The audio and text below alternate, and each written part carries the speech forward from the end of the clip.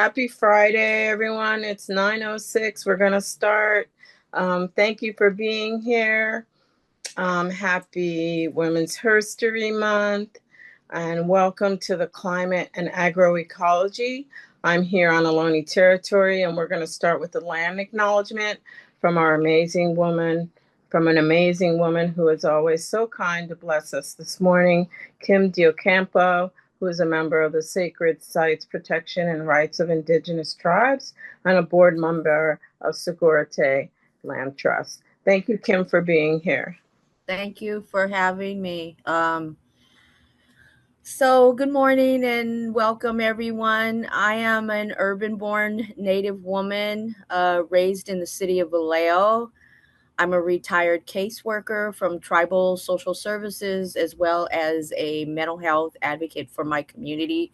I am a member of the Tuolumne band of Mewuk, the people who the original stewards of Yosemite and the surrounding area. So let us take a moment to acknowledge the land on which we are gathered for thousands of years. This territory has been the home of the Ohlone people and the ancestral villages known as Huichin. You know, the Ohlone people have remained committed and to the stewardship of their lands that they have cherished and protected since time immemorial. We are all honored to be here on their traditional homelands. And I just want to take a moment, like Cheryl said, that this month of March, we recognize the history and resilience of our women nations.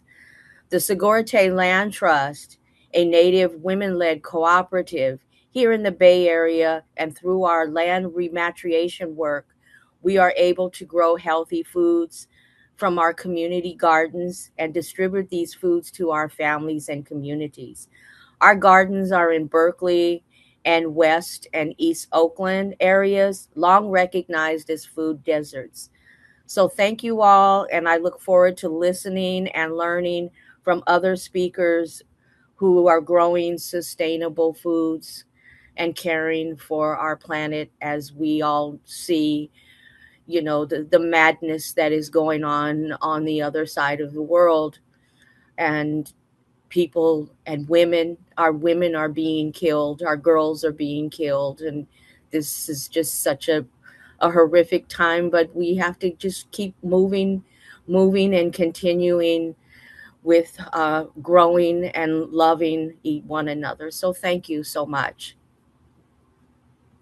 Thank you, Kim. That was beautiful. So thank you all for being here. You're at Climate and Agroecology.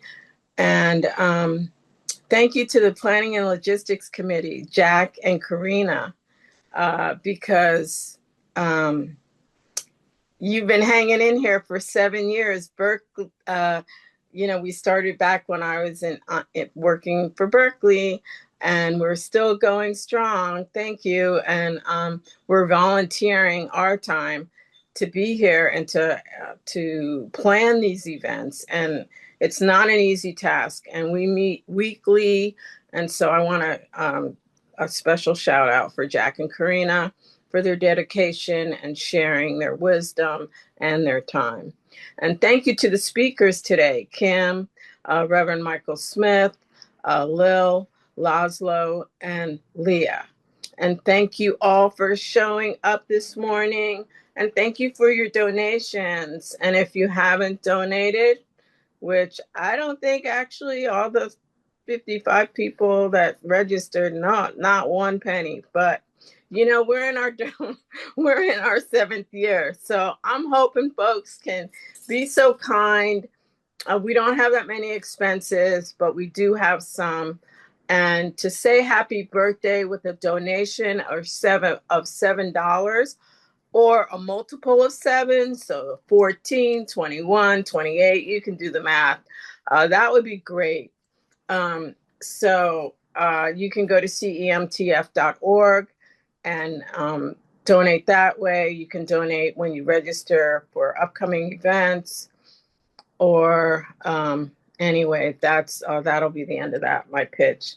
So And I just wanted to say, like, with that money, we're going to try to have concerts for the climate. We're going to revisit that. We had, like, I think 4 concerts for the climate, which were amazing. And we're going to have another Bio Blitz coming up April 19th. So, and I'll drop that in the chat. So, like Kim said, what a world we're living in now. Who could have imagined we'd live in a country with a pedophile president, a president that has dismantled everything that my parents, your parents, our grandparents, and many things that they fought for, our civil rights, laws. They're breaking international laws. They don't care about the Constitution. It's being ignored. This is craziness. And thanks to 47, I knew it was going to be bad, but who could have imagined it would be this bad? And we are still have COVID and influenza, and now people are getting measles thanks to Robert Kennedy. And it's just a mess. It's just a mess. They're implementing their Project 2025. So I am grateful and thankful that I woke up this morning, and we must continue to be out in the streets to end the terrors of war and the terrors of genocide, for Gaza, for Sudan, for Yemen, Haiti, Venezuela, Cuba, Nigeria, and of course Iran, the Ukraine, all the harms that, you know, have been placed upon us. We have to just stand up, speak up, and fight. Not to mention the Black and Brown communities that have been impacted. And the occupations must end, apartheid must end, racism must end, pedophilia must end, and sexual exploitation, trafficking, all must end. It's so sad to know that so many presidents, white men, elected officials, and sad to hear that even Cesar Chavez has joined that club too. It's just more and more shenanigans. And we know that, you know, the priest and the Catholic Church has been involved in, you know, terrible things for Indigenous folks and children. So we just have to pray for a better tomorrow. And it's more incentive to be in solidarity to free Palestine and to free Sudan, the Congo, and all the countries I mentioned before. And we have to get rid of the oppression, the greed, you know, the capitalism, the supremacy, and Zionism. So we must be in solidarity with our brothers and sisters from another mother, our neighbors, our colleagues, and friends to stand up, speak up, rise up, and to confront fascism, authoritarianism, dictatorship, and hate that has been emboldened. So I said this before, and I'll say it again. AI is not our friend. Flock is not our friend. Surveillance is not good for our communities. So look out, get ready. The cop cities are horrible, and we just got to do what we can. And sadly, CEMTF was targeted by malicious Zoom bomber with explicit content in January. And I feel like that's kind of impacted us to some degree with, you know, people registering and joining our events. But, you know, that just means we're making good trouble. So it's in a way a badge of honor, although it was a horrible experience. But it just says that we're doing things that people are really should be caring about. And so, and I've said this before and I'll say it again, we're in a heap of trouble and the heap keeps getting larger and larger. So let's take a moment of silence for all that have been impacted by all these atrocities.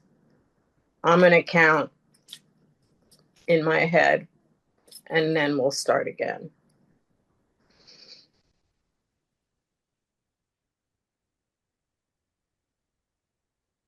Okay.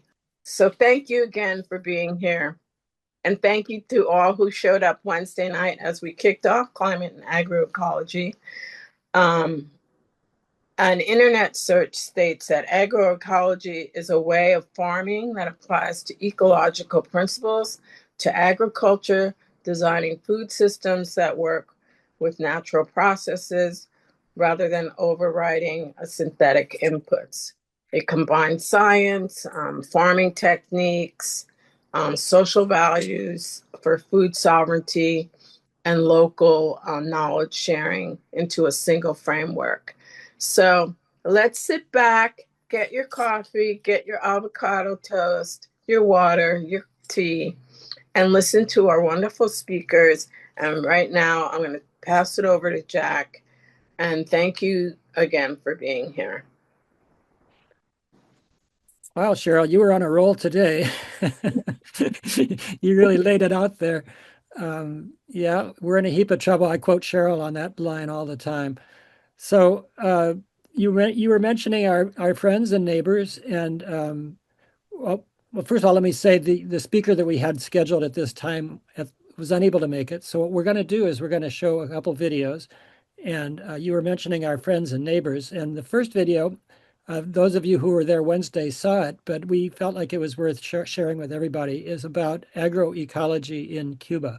And they are our friends and neighbors, unlike the U.S. government's treatment of them, because they are in many ways a model of what we would like to do in terms of their education and their healthcare systems and things like that. And they send doctors all over the world. And what happened in 1990 when the Soviet Union pulled out their support is that all of a sudden Cuba had to change its whole economy. And one of the big changes was in agriculture. So not necessarily for ecological reasons, but just for the reasons that they needed to grow their own food, they adopted a lot of agroecology principles, and they've been doing it ever since. And they're really going to need to do it now because, as we know, since Venezuela is not giving them any more oil, and now Mexico wasn't giving them oil, they're in a really difficult situation. But agroecology is an important way that they can be self-sustaining, and I think it's so we want to share this little video about agroecology in Cuba, and I think it tells a really good story. So with that having been said, let me share my screen and let's move on. And again, welcome to all of you who are here today. Here we go.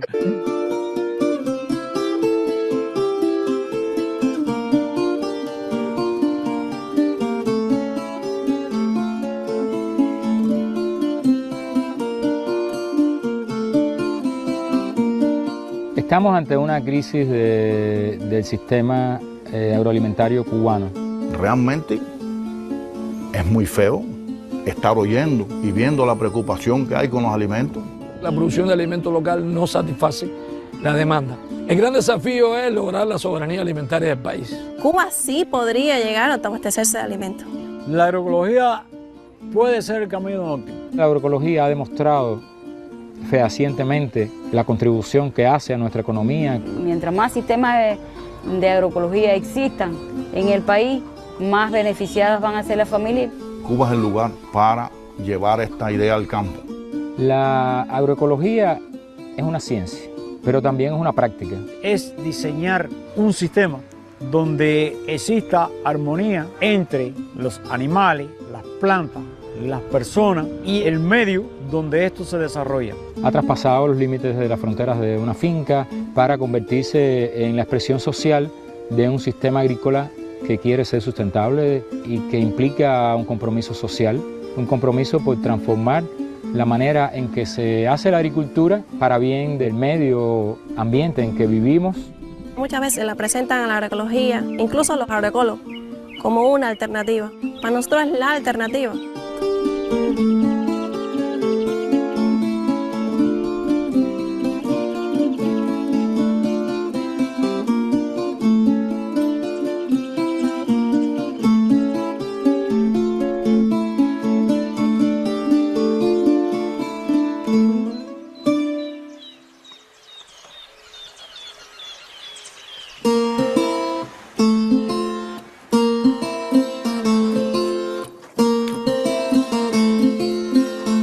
La finca del medio es una finca familiar, somos 11 miembros y todos enamorados y vinculados a esta forma de vida. Y vinimos acá en un contexto bastante complejo. La casa familiar ella estaba muy envejecida, de los suelos degradados, no teníamos electricidad, pero renunciamos a todo y vinimos para acá llenos de ilusiones y de sueños. Yo tenía como experiencia lo que vi hacer a mi papá y a la familia en la otra agricultura. Los suelos se erosionaron por tanto uso de maquinaria pesada, por tanto uso de veneno. Las prácticas que se estaban desarrollando no solo habían provocado esa degradación, sino que nos estaban volviendo esclavos de un modelo que no tenía futuro. Por eso comenzamos a tratar de hacer las cosas cambiando la forma. Y entonces poco a poco la finca fue teniendo una transformación. La agroecología se ve prácticamente en todo.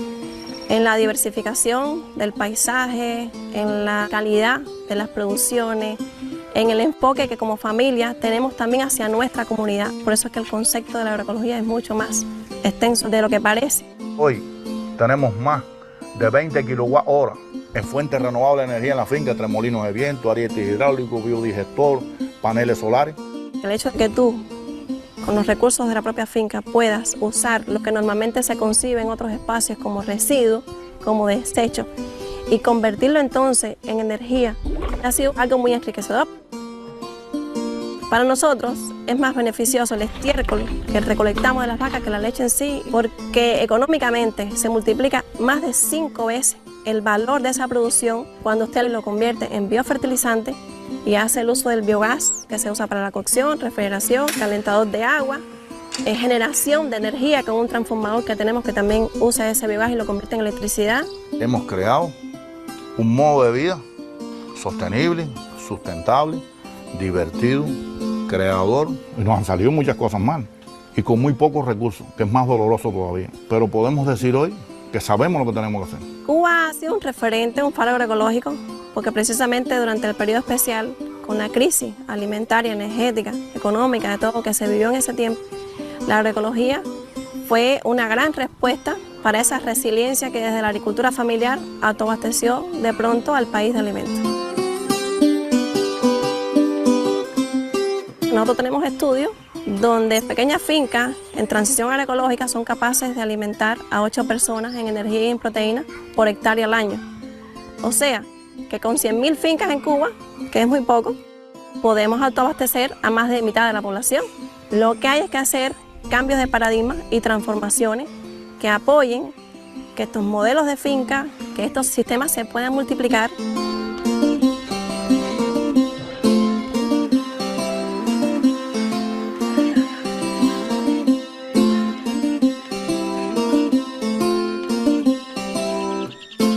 El modelo hasta los años 90 fue de la gran empresa estatal con apoyo de grandes insumos de importaciones. Al romperse el campo socialista mundial, nosotros nos quedamos desarticulados de ese sistema. Cuba ha estado cambiando en los últimos 30 años y ha terminado siendo una de las experiencias más interesantes, más masivas, más exitosas de agroecología en el mundo. Hay algunos factores que han favorecido mucho este desarrollo de la agroecología en Cuba. Este nuevo movimiento fue reconocido y apoyado por programas gubernamentales que los acompañaron y los promovieron. Los agricultores tienen acceso a la tierra. Tenemos agricultores muy instruidos. En Cuba hay un acceso universal a la educación, una extensa red de universidades, instituciones académicas con investigaciones muy sólidas. Existen redes de organizaciones y de los propios campesinos y académicas que favorecen la interacción entre los campesinos. El movimiento campesino a campesino, existen múltiples experiencias exitosas que pueden servir como referencia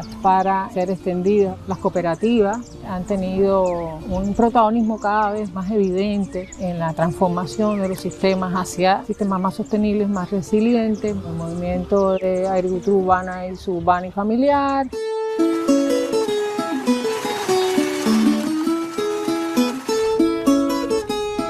Después de varios años estar trabajando en contacto directo con una cantidad alta de productos químicos, me sentía ya mal de salud.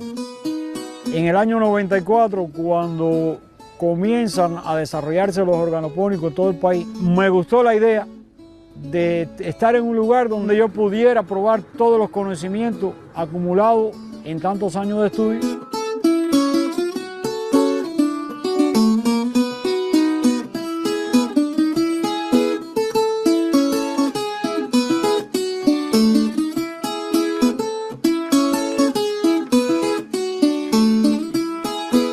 Organopónico significa orgánico, es una forma de producir con el uso mínimo de productos químicos. Vamos a cumplir 28 años en este movimiento. Mi compañero y yo somos los administradores, somos los técnicos, somos los que preparamos los canteros, somos los que sembramos. Tuve muchos tropiezos con las plagas, con las enfermedades, con las malezas, sin producto químico, que es lo que yo estaba acostumbrado.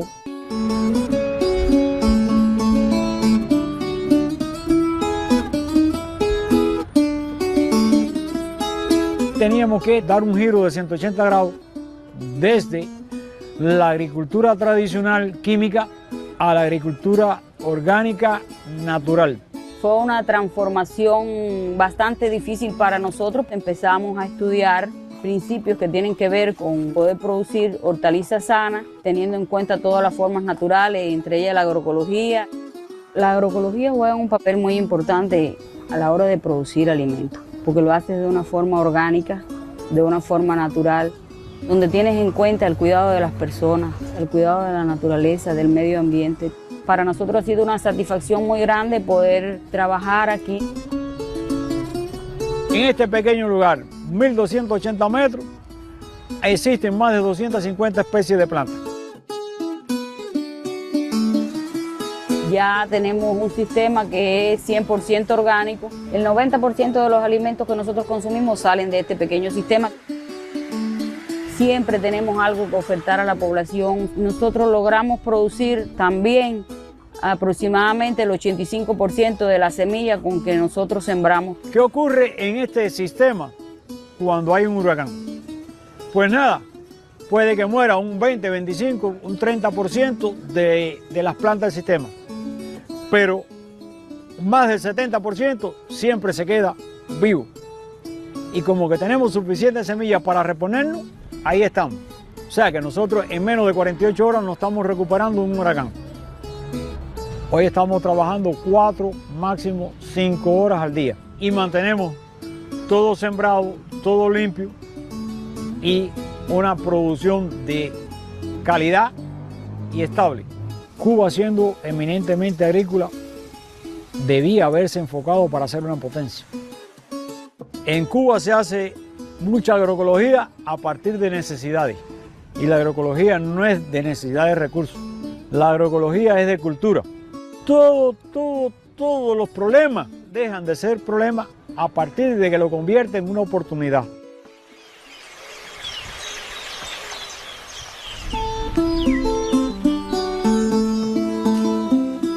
Aquí en Finca Marta hacemos agroecología. Mejoramos los suelos, tenemos una diversidad de cultivos, utilizamos las energías renovables, aprovechamos el agua, protegemos la flora, la fauna.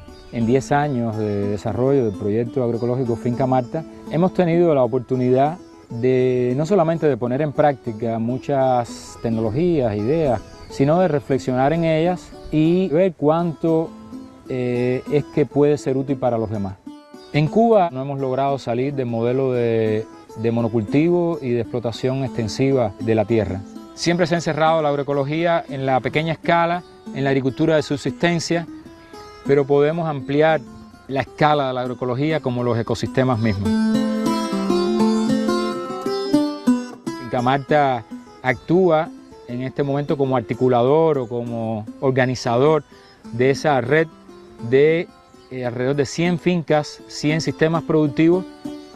Conformaremos una comunidad agraria sustentable que tendrá una dinámica social, cultural, también productiva y ecológica, donde las personas encuentren un espacio para vivir en el campo en armonía y satisfaciendo sus necesidades espirituales y materiales. Este es un lugar para hacer y para pensar la agroecología entre todos, para darnos cuenta de cuánto podemos hacer no solamente aquí en las fronteras de esta finca de 8 hectáreas, para seguir demostrando el potencial de la agroecología para transformar el campo cubano y la agricultura mundial. En Cuba existen desafíos muy importantes que realmente afectan el desarrollo de la agricultura. No hay recursos que permitan diseminar determinadas prácticas importantes relacionadas con la energía, con la producción de biofertilizantes, con la conservación y manejo de las tierras, procesamiento de los alimentos. Hay una falta de acceso crónico a créditos. Hay muchas pérdidas importantes en los alimentos. Hay muchas dificultades para transportarlos, para procesarlos, para comercializarlos.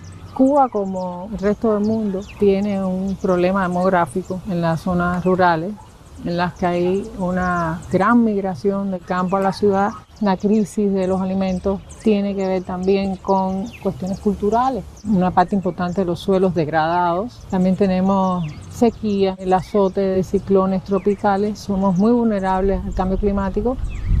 El bloqueo es un desafío muy importante para el desarrollo de la agroecología. Se ha visto como un proceso cíclico y cuando hay más recursos, entonces se olvida lo que la agroecología aportó cuando no había recursos. Y cuando hay menos recursos, se recurre a la agroecología otra vez para solucionar los problemas. Lo que pasa que no puede ser un enfoque basado en la sustitución de insumos.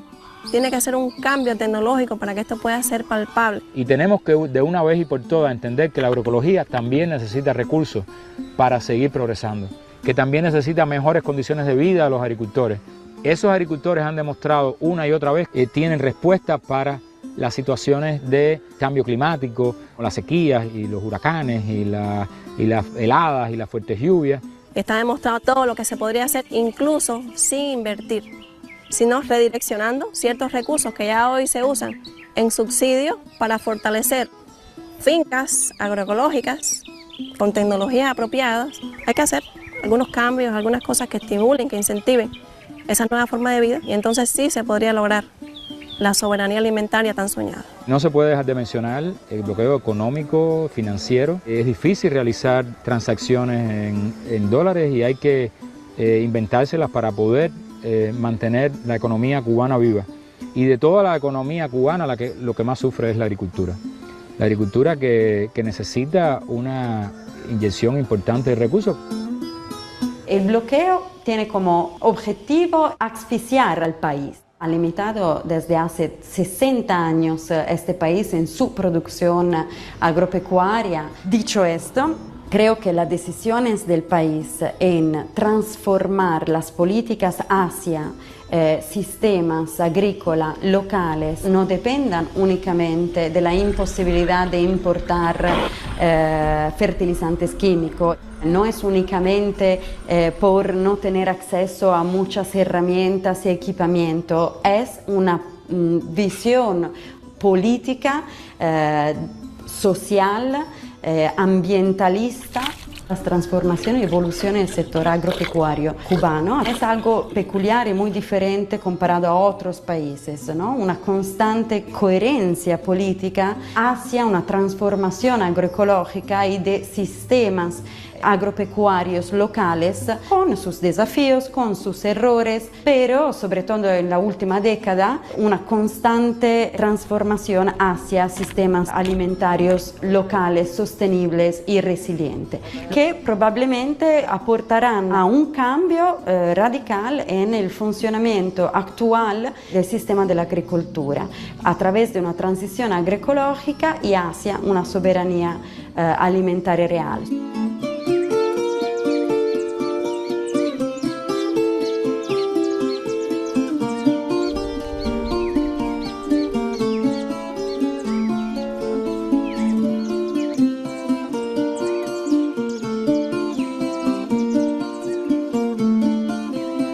Cuba ha tenido que apostar, mientras pudo, a más de 2.000 millones de dólares por año para contribuir con la seguridad alimentaria en el país, puesto que la producción de alimentos local no satisface la demanda. El plan de soberanía alimentaria está apostando a la sustitución de importaciones de alimentos, una mayor calidad e inocuidad en los alimentos que se haga sobre bases agroecológicas, la recuperación de nuestros suelos degradados, que tenga un respeto a la naturaleza, que tenga también un estímulo a la participación ciudadana, al regreso de los jóvenes al campo, a la participación de la mujer en nuestros procesos de vida rural. Se están creando las bases para avanzar hacia la creación de sistemas alimentarios locales, soberanos, inclusivos y resilientes. Cuba ha tenido más un modelo de sustitución de insumos que un modelo propiamente agroecológico. Yo creo que ahora realmente es que estamos apostando a un proceso, a un modelo de desarrollo de agricultura basado en la agroecología. Finca Marta es un modelo de producción de alimentos, de negocio, de interacción y de colaboración comunitaria. La finca del medio es una experiencia ejemplar de lo que se puede conseguir cuando la familia se pone en el centro de la toma de decisiones. Es importante mirar hacia estos ejemplos, entender que es imposible reproducirlos tal cual, no reproducir una finca como esta, pero sí sus principios. La agroecología en Cuba es natural independiente. Yo creo que Cuba puede ser un país de pequeños agricultores prósperos. En la agroecología yo veo la clave para romper definitivamente el monocultivo, para incorporar los agricultores a una manera de hacer agricultura para toda la vida. De Cuba se puede aprender mucho y en diferentes contextos de Latinoamérica, del mundo entero, se pueden llevar muchos de estos principios. La contribución mayor que nosotros podemos hacer para el sistema agroalimentario cubano y mundial es demostrar una manera más de unirnos en comunidad para crear formas de hacer agricultura en armonía con la sociedad y el medio ambiente.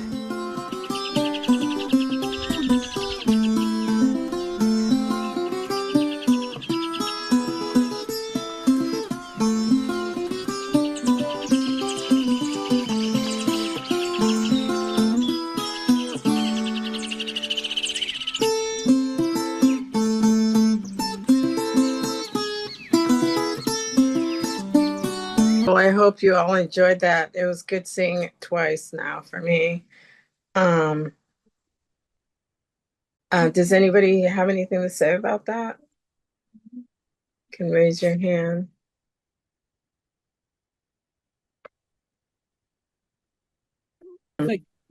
One thing that I learned after watching this, I wanted to see what % of the food in Cuba is actually grown by the agroeconomy ecology groups. And apparently they're really good at growing vegetables and fruits and things like that. So a majority of the food in Cuba that comes from like fruits and vegetables does come from these agroecology groups, but the grains and dairy and meat is still a problem.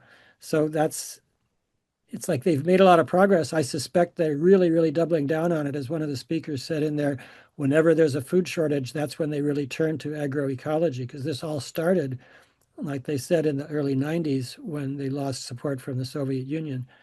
And so they really need to do it more than ever now. But I think it's a hopeful thing, that they're going to be able to build their food system with all these technologies. Yeah, thank you, Jack. Did you want to show another short video?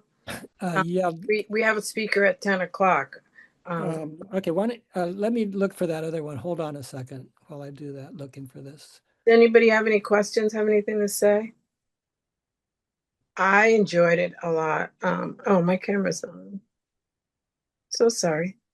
I enjoyed the video. I wish, as I'm watching it, I was thinking, oh, I wish I could speak Spanish, but I can't. But I can understand a little. And it's beautiful it was beautiful for me to see Cuba. Well, the little parts of that we saw of it. Robert, you have your hand raised. Go ahead, unmute yourself. Yeah, I was just going to say that I think Cubans are very wise people, because he mentioned the fact that it's a way to freedom, because in a sense, the elites would have the slaves growing and cooking all the food. But if you grow your own food, you take out that elite class, you know what I'm saying?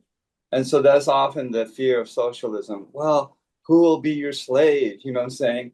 But in fact, you don't need any slaves. In fact, that's the way to free ourselves and free people that have to enforce violence on others in order to create those people.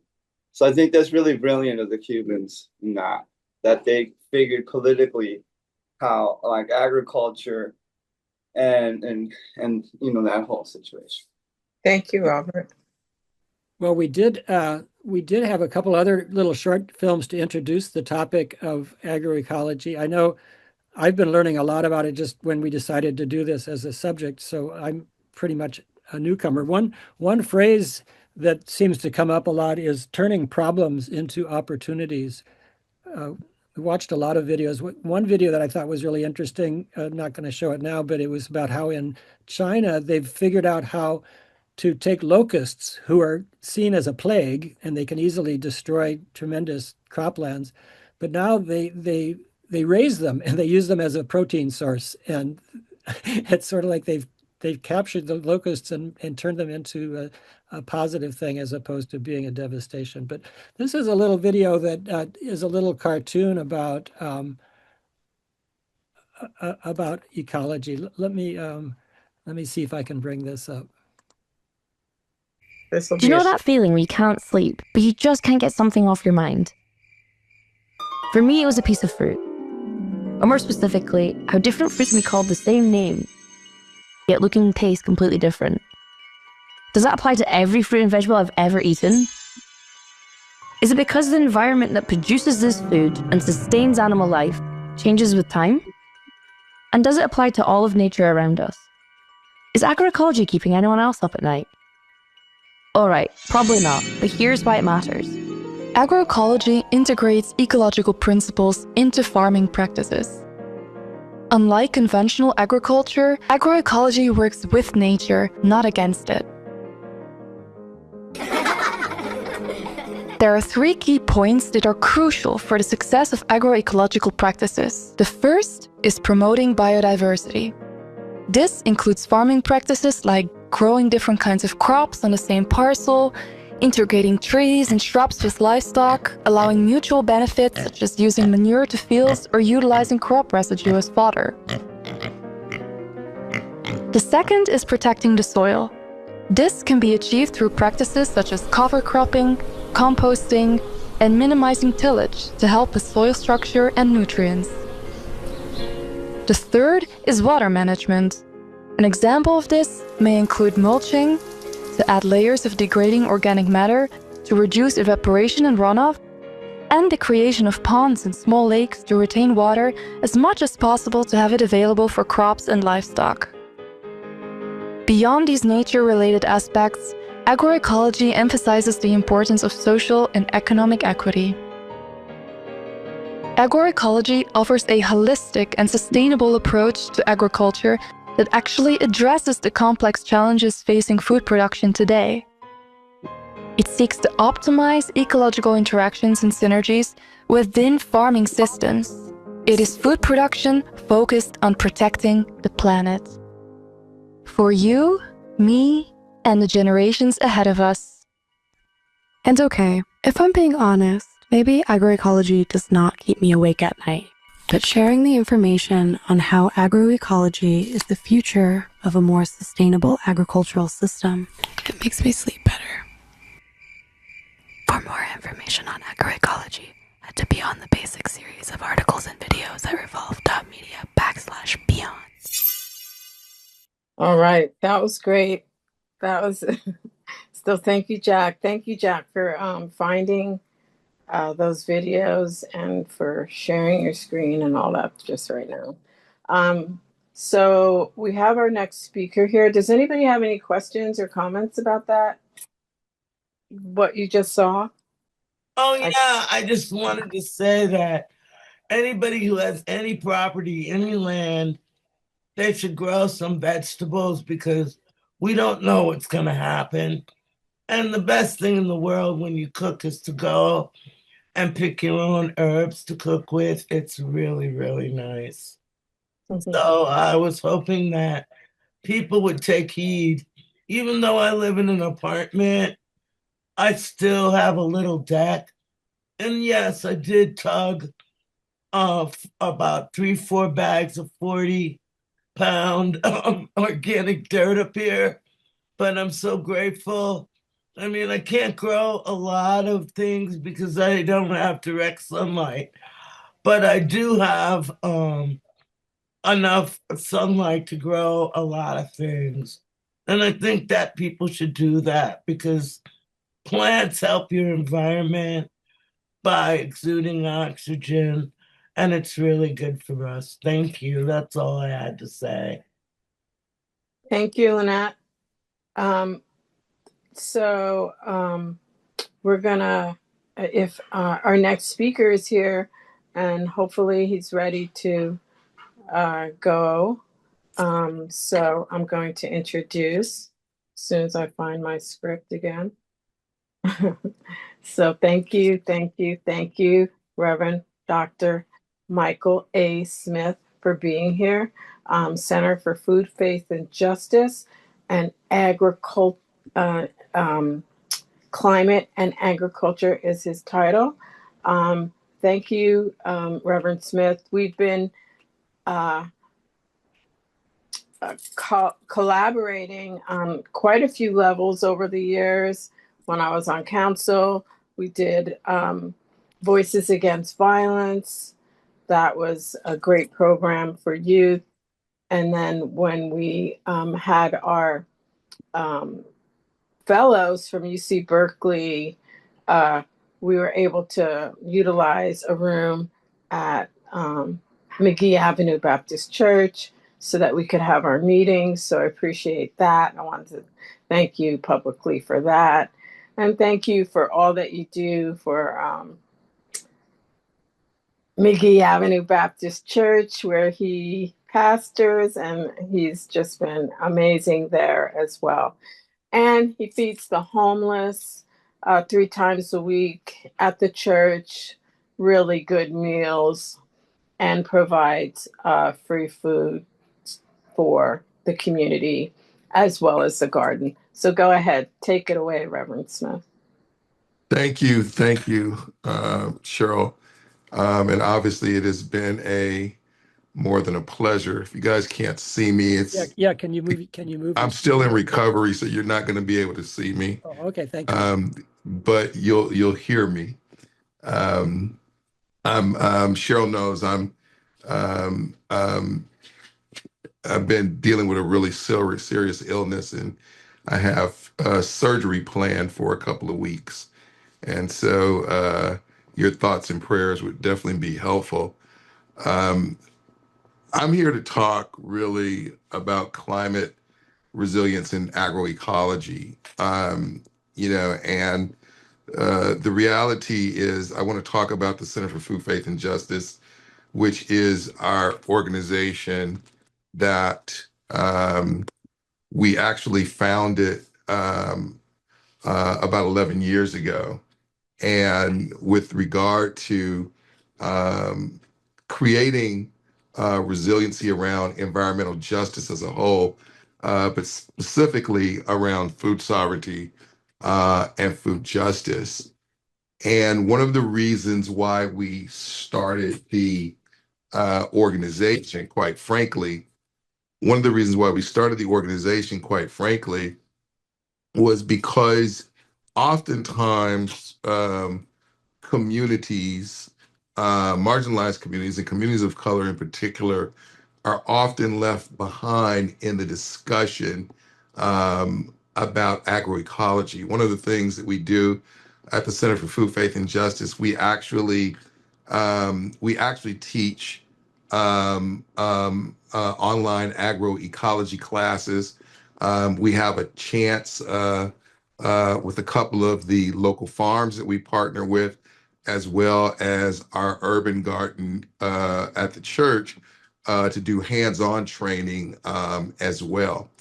And one of the things that we talk about is that, despite we know the benefits of agroecology, and I'll get into that in a minute as it relates to climate resilience. But the reality is that for many people, and I know like Pilar is on the line, and obviously Cheryl and I have had many discussions down through the years about this. Often the language of the academy does not necessarily translate to the language of the streets. And agroecology, we know ancestrally for millennia, is proven. There's, over time, we look at both the cultural roots, the scientific and foundation. We know the benefits of agroecology. But oftentimes, when we are talking about agroecology, the language can often leave the people on the ground, the people that need the resources and information the most behind. And so one of the things that the Center for Food, Faith, and Justice that we've undertaken is a way to help translate that language to very practical strategies around agroecology and climate resilience to people that may not be university professionals or scientific professionals or researchers. If we think about the roots of agroecology and we think about the campesino movement, the peasant farmers in Latin America, in the Caribbean, that were really the engine behind bringing modern agroecology as a movement globally. And it's nothing against agronomy, it's nothing against agricultural research, but making sure that the people who are there to build climate resiliency, to feed the people, also understand our stake in it. And so I think we've been really proud at the Center for Food, Faith, and Justice is that, we have, worked with young people that didn't necessarily have the language, out of school, young adults, as methods and means of job training and building local systems, microsystems of, of food sovereignty and food resilience based on agroecology and agroecological principles. We know that we live in a world. National Science Foundation often talks of by the year of 2050 to 2070, at the current rate of climate destruction, we may be losing up to 1/3 of animal and plant species. If you think about that, we're in 2026, 2050 is right around the corner. And, even if that number, some people will say, oh, that number is inflated. Even if that number is inflated, let's just say it's half of that. Let's say you lose 16% of all plant and animal species. That is a huge impact on global climate resilience. We understand and we know the properties that certain species of plants and animals hold. And so, oftentimes we know the severity and the seriousness, despite what present administrations talk about it's a hoax and it's not real. We know that agroecology, because agroecology and regenerative agriculture is not fossil fuel based and actually works counter to fossil fuel based, and it centers not only human but plant and animal life as well. It really looks at the issues of what it means for us as a community, as a planet, to be whole and resilient. And that is beautiful. But how do you, particularly in our case at the Center for Food, Faith, and Justice, how do you articulate that to a population of people who right now, it's in addition to the issues of food insecurity, really are threatened with issues of violence, of deportation, and things like that. And so you have to really think about listening to people. I think that's one of the first things that we do in our space when we're training and teaching around agroecology, when we're training around agroecology, that it is important to really hear the voices and the thoughts and the strategies and the ideas we give people the technical, and I always say the urban hood intellectual knowledge, but also really listening to that. We consider ourselves when we walk into our spaces, whether we're on in the garden, on the farm, or we are in our online classes, we consider ourselves a community of lifelong learners, and that becomes, you know, the first thing that we do. And so we're really excited. Cheryl had talked about one of the things that we were doing when she helped us start the Voices Against Violence program for our kids. Cheryl, I guess that was like 8 years ago now. And one of the things that we were able to do with her was we began to take urban agriculture and agroecology and start to talk to them about the principles about how those things related to violence, how it related to community violence, how it related, you know, to interpersonal violence, how it related to, to structural violence and systemic violence. And one of the things that we have to really face is when we think about climate resilience as it relates to agroecology and the emphasis on fossil fuel and everything that we're seeing in these wars that are going on, a war driven by greed, a war driven by racism, a war that is driven, quite frankly, by the need or the desire for fossil fuels and so-called world or regional domination. That how violence in the food system is wrapped up into this. How do we weaponize? We take things like the elimination, or discontinuation of STAT benefits to weaponize those against the poor, to weaponize those against communities of color. And so one of the things that we really look at is how do we build resilient food systems that are beneficial to the climate? We know that agroecological practices, with our emphasis on soil health, on climate resistance, it's not just beneficial for the planet per se, but beneficial for the species. But what we really try to do is thread the needle to make sure that our population that we're working with understands the link. So as such, we have a huge partnership with Live Free USA. One of our biggest partners is our biggest partner right now. And we work with them around the issue of violence interruption. And we work with a bunch of young adults, quite frankly, who have really been deep in the life. Some of them are returning home from years of incarceration. Some of them have spent many years in the street life, violence, drugs, everything that you could think of. And we are working with many of them to help them reposition themselves and turn their lives around.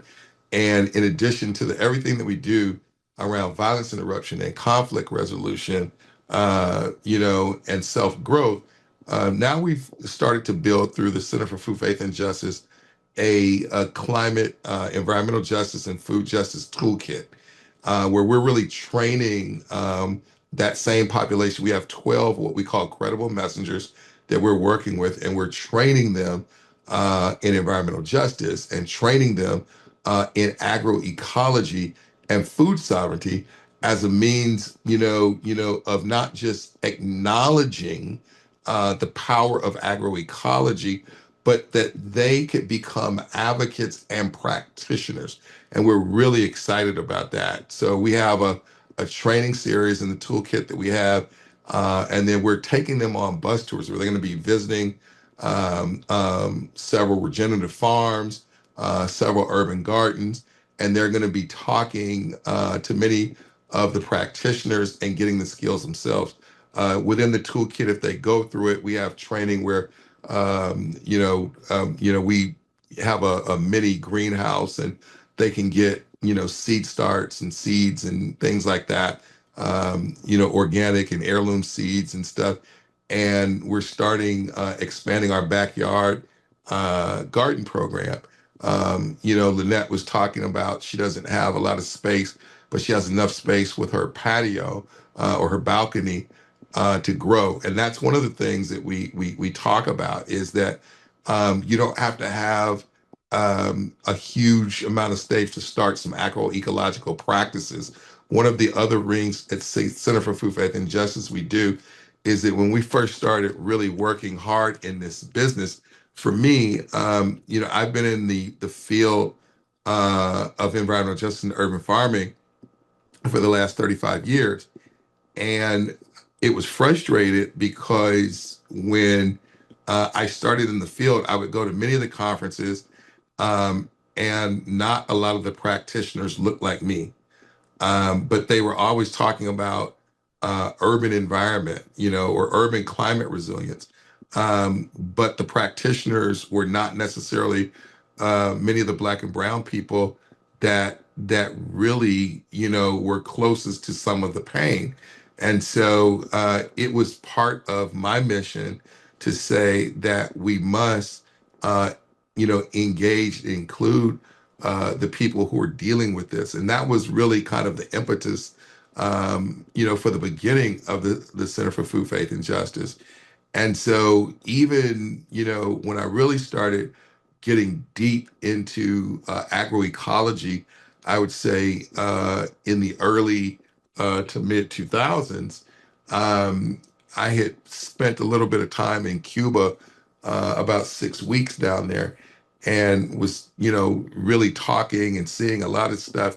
But even when I came back, and this is one of the barriers that we often face, is that, most of us, and particularly folks of color, we talk about the rematriation of land, but many of us don't really have access to land. And so oftentimes in many of these circles, the issue becomes, oh, well, you don't have a real farm. And so, we've really pressed on the idea of urban agroecology and how that may look different than what we may call peri-rural agroecology. But I don't care if you have a half acre or a quarter acre space for a garden. If you are building climate resilient soil health, and you are really, putting agroecological practices, and those things are not just about what we're doing to the earth and the soil, but it's really about building resilient food systems that really center community and center people. And I think that's one of the things about the power of agroecology as a climate strategy, is that it also really looks at repositioning the social and political aspects of what we do. And so one of the things with the young people, when we're building the toolkit, we try to move them from being just learners, but to also being practitioners and advocates. And so that has been really powerful to see the light coming on, because quite frankly, down through the years, I would be talking to young folks, and this is primarily Black and Latino communities, and they would say, well, that doesn't have anything to do with us. They would say that that's white folks, or that's rich folks stuff, and we're not really at the table. And I would say, well, but you are the table, and ancestral knowledge has been part of the table. It has just been separated from you based on systemic and structural issues around economic injustice, around racism, and things like that. But the reality is to see the light coming on.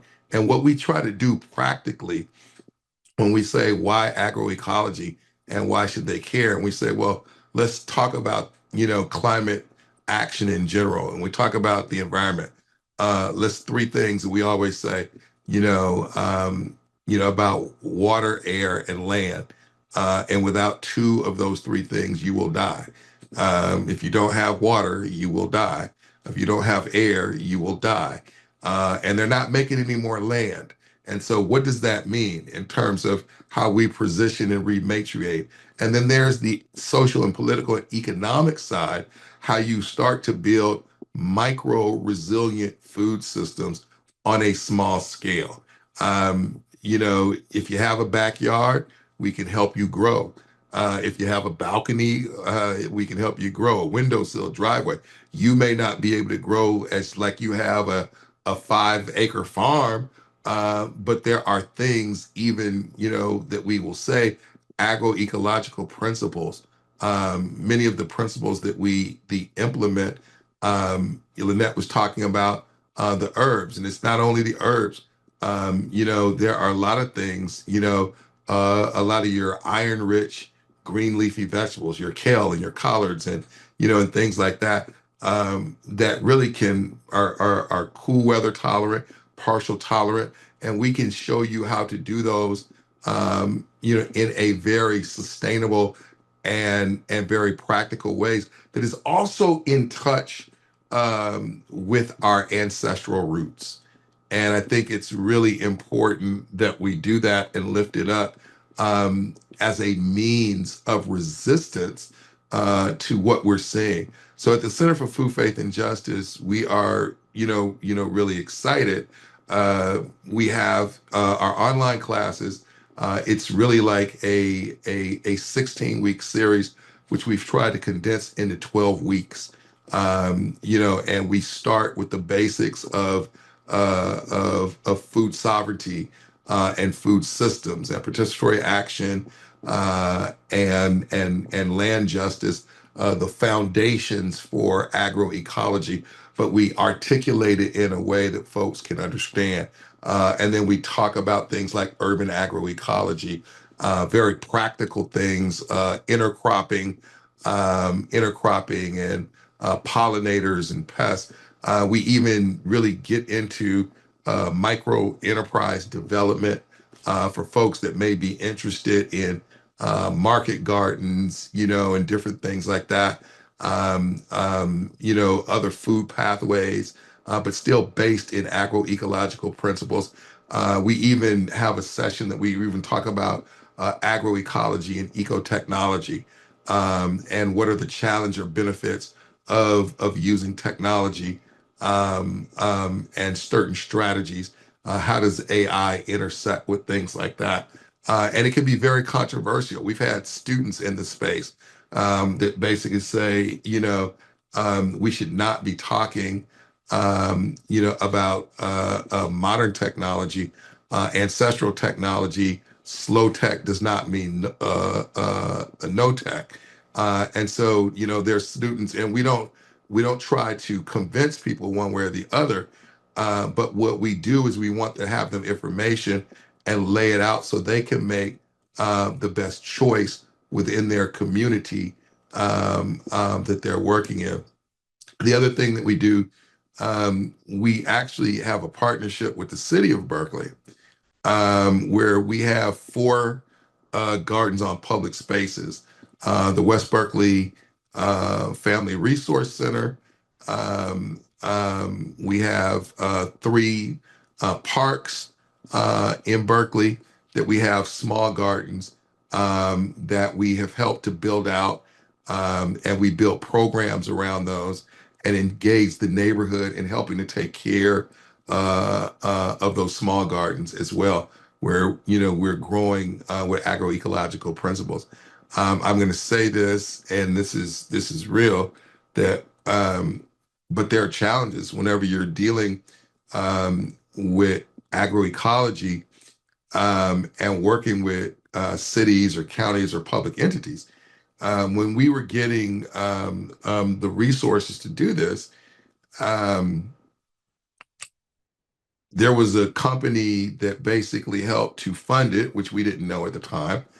But we were told, like a year into the project, that we could not promote agroecology as the preferred agricultural method, that we could just say it was one. Now, for me, those of you that know me know that I didn't listen, and my attitude was, well, until they catch me, this is what we're going to do. But quite frankly, we found out, a year into the project, and the project is pretty much over now, because they didn't tell us up front that Bayer was funding everything to get the garden. And so, as you know, Bayer owns Monsanto's. And so, that was a huge, huge issue. And I remember having a real confrontation with some of our partners at the city, and they were like, well, we just needed to get the money. And sometimes, all money isn't good money. Now, luckily, it's never come back to bite me where, we were able to promote agroecology as the preferred method. And I didn't really care one way or the other. But I think one of the things that, in educating people, we have to be really clear and careful with, even when we engage in partnerships, there are folks that have different, purposes and agendas. And it is important for us to make sure that ethically, right, that our integrity is always intact. But there are a lot of times there are things that you don't know, before you jump into it. And so I think that's all the more reason why we have to institute these practices, and really work with the people that don't necessarily have the language. And when I say that, I am not against academic and scientific knowledge. And surely agroecology has roots in scientific foundations, but also doing it in such a way that lifts up the power of the resilience of the people and the planet and the climate, but also understanding, the folks that really need to, as I said earlier, thread the needle, are people that may not necessarily be on college or university campuses, but still have value to add to everything that we do. So we're really excited about where we are going forward. We're in the middle of a cohort now with our online classes. We have a big spring garden day early May that we're looking to get a bunch of our programs in the community out. We're going to do a healing circle for Earth Day on Wednesday in our garden on April 22nd. And we're going to have several organizations doing readings and healing and prayers for the earth and the climate and each other from 11 to 1. We'll have a flyer out on Monday, and we invite anybody who wants to come out and join. But we're really excited.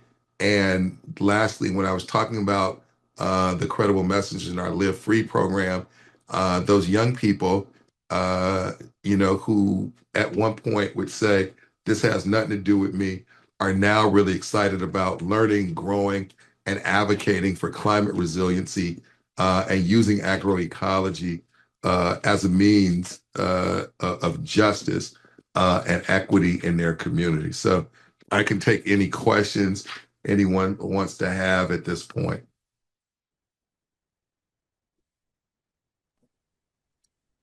Thank you, Reverend Smith. I don't see any. Does anybody have any questions? Let me see if anybody has their hands raised.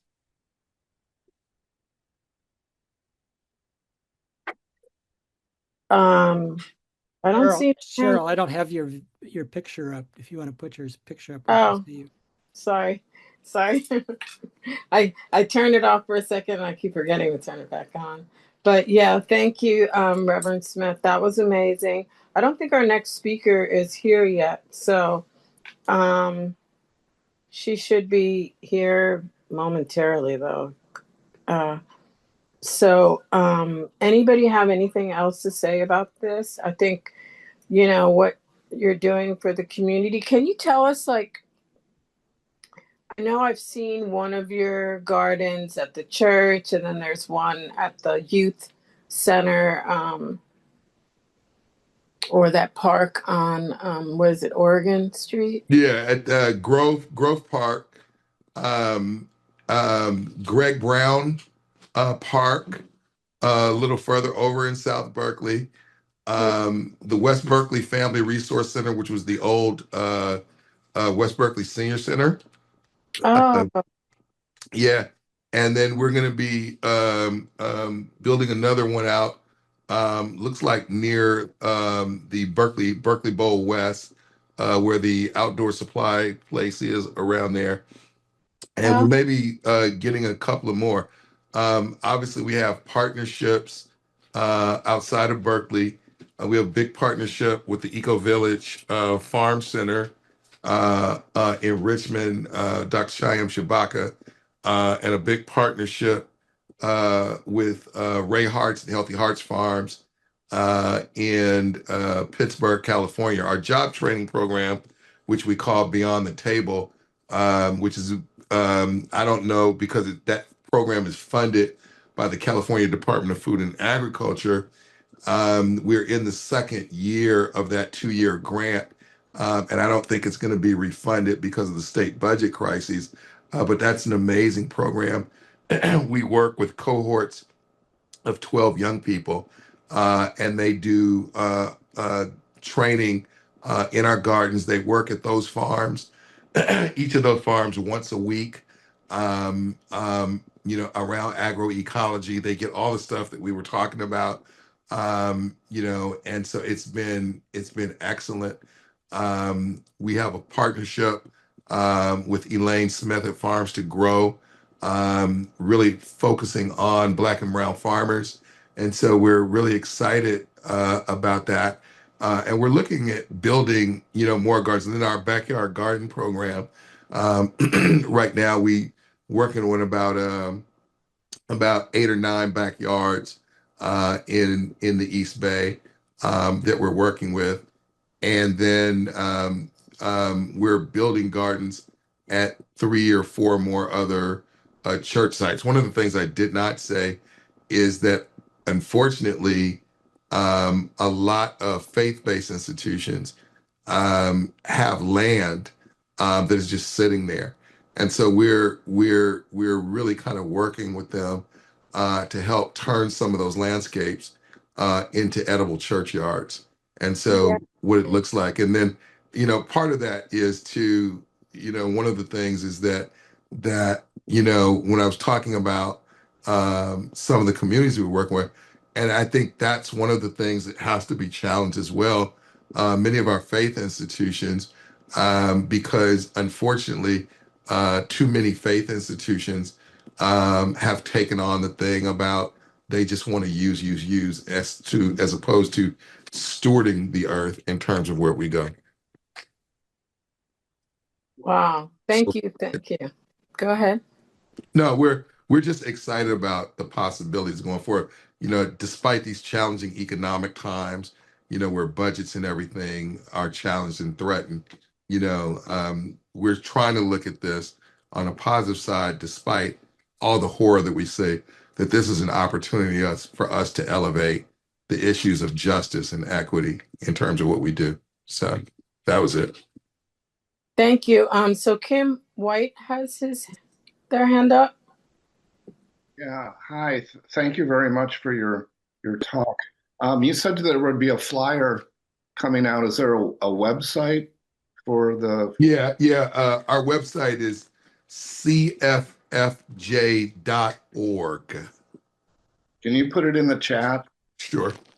Thank you. And then also, Reverend Smith, if you send me the flyer and any links or anything you want to share, we'll be sending out the recording with folks' presentations from Wednesday and tonight and today. So we can include that there too. I certainly will. Great. Well, thank you, Reverend Smith. It's always a blessing to be in your presence. And I'm wishing you and praying for your healing. And we're so glad and grateful that you were here today with us. Thank you. Thank you so much. I've got to run out, but I just really appreciate it. And thank you for inviting me. I think you're doing great work, Cheryl. And I really look forward to us continuing this work together. Me too. I got to get more involved. So I'm going to be calling you. All right. I look forward to it. All right. Love you. Thank you All so right. much. Blessings, everybody. Blessings. All right. That was amazing. So I believe our next speaker is here. So thank you for being here, Lil. And let me just find my little words here. Here they are. So we're going to start next with Growing Seeds of Climate Hope, Mycelium Youth Network, and the Future of Resilience with Lil Milagro Hernandez. She's the executive director and founder of Mycelium Youth Network. So thank you, Lil, for being here. Take it away. Good morning, everyone. I'm Lil Milagro Enriquez, and I'm the founder and executive director of Mycelium Youth Network. We are a climate adaptation and mitigation education organization that works to support young people in being able to prepare for climate change. And our name, Mycelium Youth Network, is a symbolic name. So I know this is an agroecology gathering, and I wanted to just rip the Band-Aid off that ours is a symbolic name. And it's meant to have young people replicate the systems that are underneath our feet, the Mycelium Network, that allows us to share resources, allows us to support one another, figure out the areas where we need greater areas of support, as well as the areas where we need where we have enough that we can share. And so the name itself is symbolic of the way that we want young people to interact with the world around climate change. So if you can go to the next slide. So a little bit about me. I am detribalized Nahuatl Pipil. I'm a mother. I am the founder and executive director of Mycelium. And I have a background in labor and immigrant rights. I really came to the climate space a bit late, and actually I came to it in 2017, which I'll talk about in a minute, but also come from my mother comes from Cutzatlan, which is now known as El Salvador, and my father is from Bluefields, and I grew up in New Orleans. I'm also a huge gamer. I believe in the power of games, both video games as well as fantasy and science fiction, to be able to support us in reimagining the world that we want to see and start building out that world. So if you can go to the next slide. Thank you. And so I really came into the work because of the climate and because of what we were experiencing in 2017 in California. I know that this is a group that's Berkeley based predominantly, or Bay Area based. And so a lot of you, I'm sure, remember the 2017 Tubbs fires that we were experiencing that burned millions of acres of space. And at the time, I was working as a director of organizing for a school called Roses and Concrete Community School. It's in East Oakland. I was also getting my PhD in systematic theology to connect the labor movement to immigrant rights movement, and the way that immigrant women were particularly using their faith as a platform to mobilize for change. And I also had a young, 1-year-old daughter. And she was actually 6 months old when the fires happened. And I remembered being at home and seeing, having all of our windows closed, and we were told to put towels, as I'm sure a lot of you also were told, under the doors to make sure that we weren't really breathing in this toxic air. And then I went to school the next day where I was working. And in order to decompress, I was running a Dungeons and Dragons group with a group of 5th graders. I was leading D&D because they were the only ones cool enough to play D&D with me. And I remembered asking one of the students, what do you think about what's happening? This is an incredibly wild situation. And his name was Khalil, and he said, yes, this is incredibly terrifying, but what is more terrifying is that adults aren't talking to us about it. And it was such a light bulb moment for me in my head in terms of what are we doing? What is the point of education if it is not to prepare young people for the world that they're aging into and they're inheriting? And so I saw this meme And I think it's so incredibly accurate for the moment in time that we're in, especially now where we're not seeing as much climate news come out. But actually, go back. Thank you. Sorry. And it says like climate change will manifest as a series of disasters through our phones until they get closer and closer to where we live and we're the ones filming it. And this is something that I know so many of us in Northern California, in the Bay Area, can relate to, given everything that we are experiencing. And even as I was witnessing it, as I was talking to young people, really seeing the incredible amount of anxiety that young people are experiencing, that's not just Khalil in my 5th grade D&D group, but students across the world are actually experiencing. So if we can go to the next slide.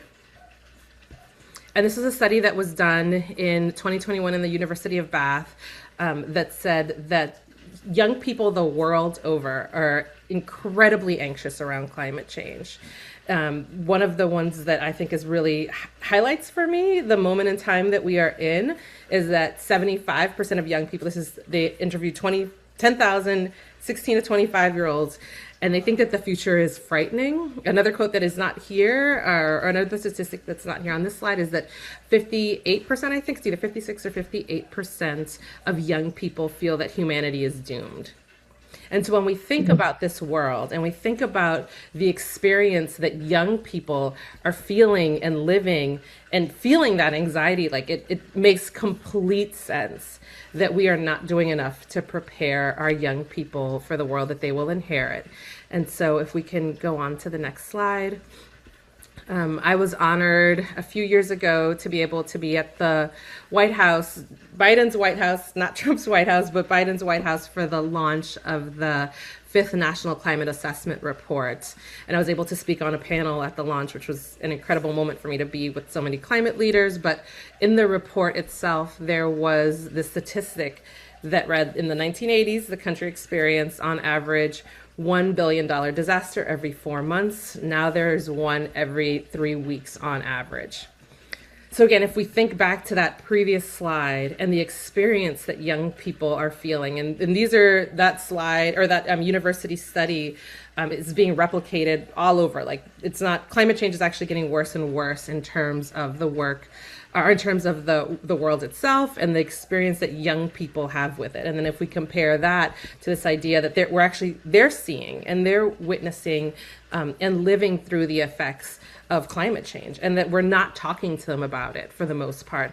The Next Generation Science Standards, which is one of the science standards that governs what we teach our young people in our classrooms, our K-12 educational system, only has a small mention of climate change. And even that small mention of climate change only talks about the science behind climate change rather than any of the solutions that are coming out here. So young people are really experiencing and living climate-related disasters. We're in a current heat wave right now in March, which we should not be experiencing in the Bay Area. And then they're seeing the ways that adults aren't talking to them, that their educators aren't talking to them. And so they have this anxiety and they have nothing to do with it. And actually, we're telling them the opposite. Like, we're telling them, let us prepare you. Your education is meant to prepare you for a world that is rapidly disappearing with the existence of increased levels of climate-related disasters. And so if you can go to the next slide. And so what young people are seeing are these in the news. They're seeing it in other places in terms of climate impacts in other places. And they're also seeing it in terms of like their own lived realities and experiences. And they're seeing it also in social media. They're seeing it in different forms of communication. They're seeing it in movies, they're seeing it in television shows, they're seeing it in video games, and all the things that they're seeing in terms of the world that they will age into is that it will be an apocalyptic one. And it will be one where the images that they're experiencing and living in our climate disaster are similar to the images and that they're seeing and witnessing in the movies and in television. This top image, I can't see folks, so I don't know people's age range, but this top image is from one of the movies that I had growing up, which was Terminator 2: Judgment Day, and it was the rise of artificially intelligent robots that were coming and were destroying the world. which I'm not going to say anything about that beyond that is something that they're seeing and experiencing. And then the bottom image is one from forest fires that happened last year in January. And so what's happening with young people is, again, they're not being talked to about what's happening in the climate. And every single one of the images that they're receiving or seeing on the news are matching up to the images that they're seeing in social media, on television, in the movies, that it's saying that our future is incredibly frightening and that there is little that we can do. And so if we can go to the next slide. And so this is really where my work starts with Mycelium Youth Network, which is the organization I founded from that conversation initially with Khalil, where he was talking about how frightened he was. And I started looking around and saying, okay, so what are we doing? What are the ways in which we're moving our educational system to, again, prepare young people for the world that they will inherit, rather than the world that we're anticipating that they're going to age into, or that, you know, this world is disappearing, that we thought that we aged into ourselves as adults. And so I started thinking about what that actually meant, and going back to that mycelial network, that what's called the Wood Wide Web, right? This like underground network of support, and the way that the trees talk to one another and the way they resource each other through this mycelial network. There's a fantastic documentary, Fantastic Fungi, that's out there talking a little bit about the work that, the incredible work that mycelium are doing for all of us and for life on our planet. And I wanted to lean into that moment of being able to make hope radical rather than despair convincing, because they're seeing the despair, they're experiencing the despair, but to be able to create something that says, actually, let's think about the world that we want to build. Let's imagine and freedom dream a world that feels exciting and hopeful for all of us, not just for a select few people. And let's imagine what that could look like, and what would we need to be able to build it. And how do we give you as young people hands-on skills and tools to be able to make that reality happen? And that was really the foundation for Mycelium Youth Network. And I went back to those group of fifth graders.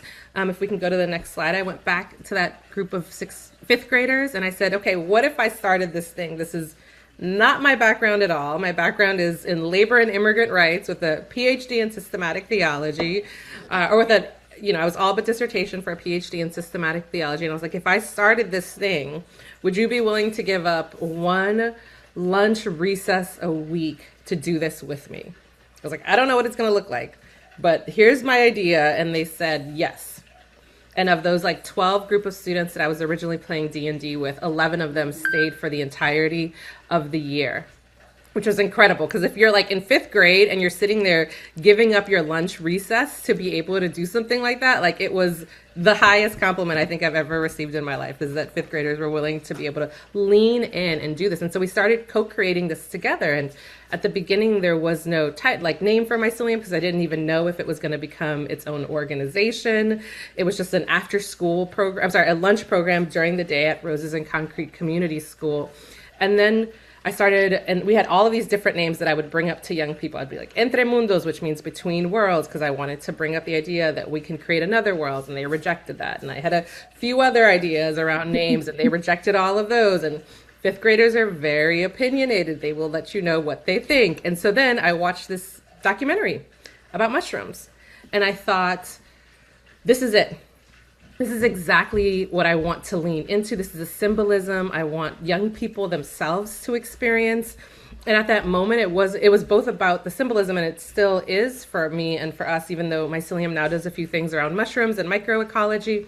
But it was also about how do we lean into the wisdom of our plant and animal relatives.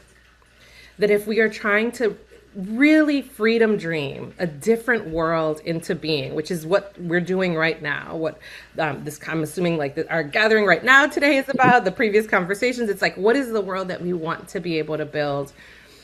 To be able to recognize that as people, as humanity, we are only a small part of our big, big world. We're having an incredibly huge, outsized impact on this world, but there is so much wisdom in our natural world.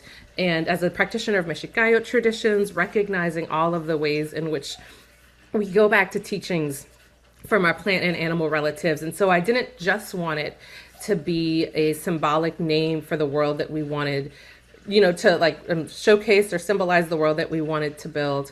I really wanted it to be something that was letting us lean into, or creating space to lean into, to recognize that there are different ways of being in the world. There's different ways that animals are in the world, that plants, that mycelium, that mushrooms are in the world. And how can all of those together create a reality that can help birth a new reality and a new way to be in the world. So this is Mycelium Youth Network. We pull in a lot of ancestral traditions and practices, which means for me, like as a practitioner of Mexicayo tradition, we think about what are the traditional ecological knowledge, what is the teachings of our Indigenous elders, of our Indigenous ancestors, and then also what are the teachings of the land itself that we can lean into, what are our nature-based solutions, how do we pull those in? Because, a few slides ago I showed that, 2 slides ago I showed the slide around apocalyptic images. But we also wanted to be able to pull in the solutions that actually already exist in the world. The Fifth National Climate Assessment Report has fantastic solutions on a national level that are out there, but those are not the things that young people see. Those are not the things that I see when I turn on the news. Those are not the things that I hear about. What I only hear about is those apocalyptic images. And so I wanted to be able to bring in those solutions. That's what we call like STEAM, science, technology, engineering, arts, and math, solutions to bear in the current moment in time that we're in, to be able to give vision to a new world. So if we can go to the next slide.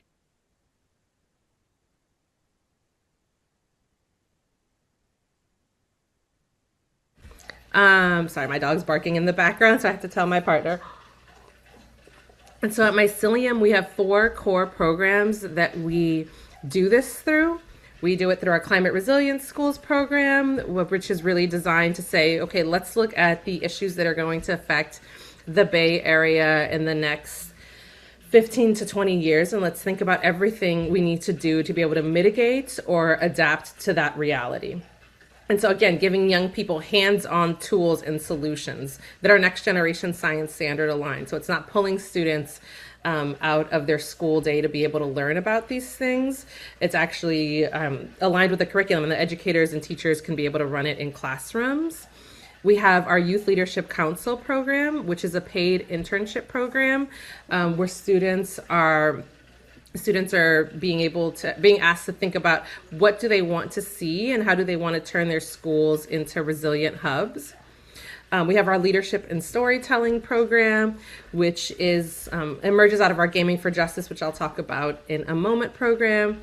And our Leadership and Storytelling program, students go through and we create 10 different adventures that are each based on an environmental area of concern or of like history that people have lived through or we've experienced as like the Bay Area. And from there, they're asked to play Dungeons and Dragons around it. And when we play, we recognize that our imaginations are incredibly open to the things that we can see and dream and be. And that the limitations that we put ourselves, the limitations we put on ourselves currently around what we want to be able to see are gone, because we're just like, what's the world we want to dream? And how do we become active participants in that world? And now we have a part of that that's emerging now into our leadership and storytelling, where students themselves are telling their own stories.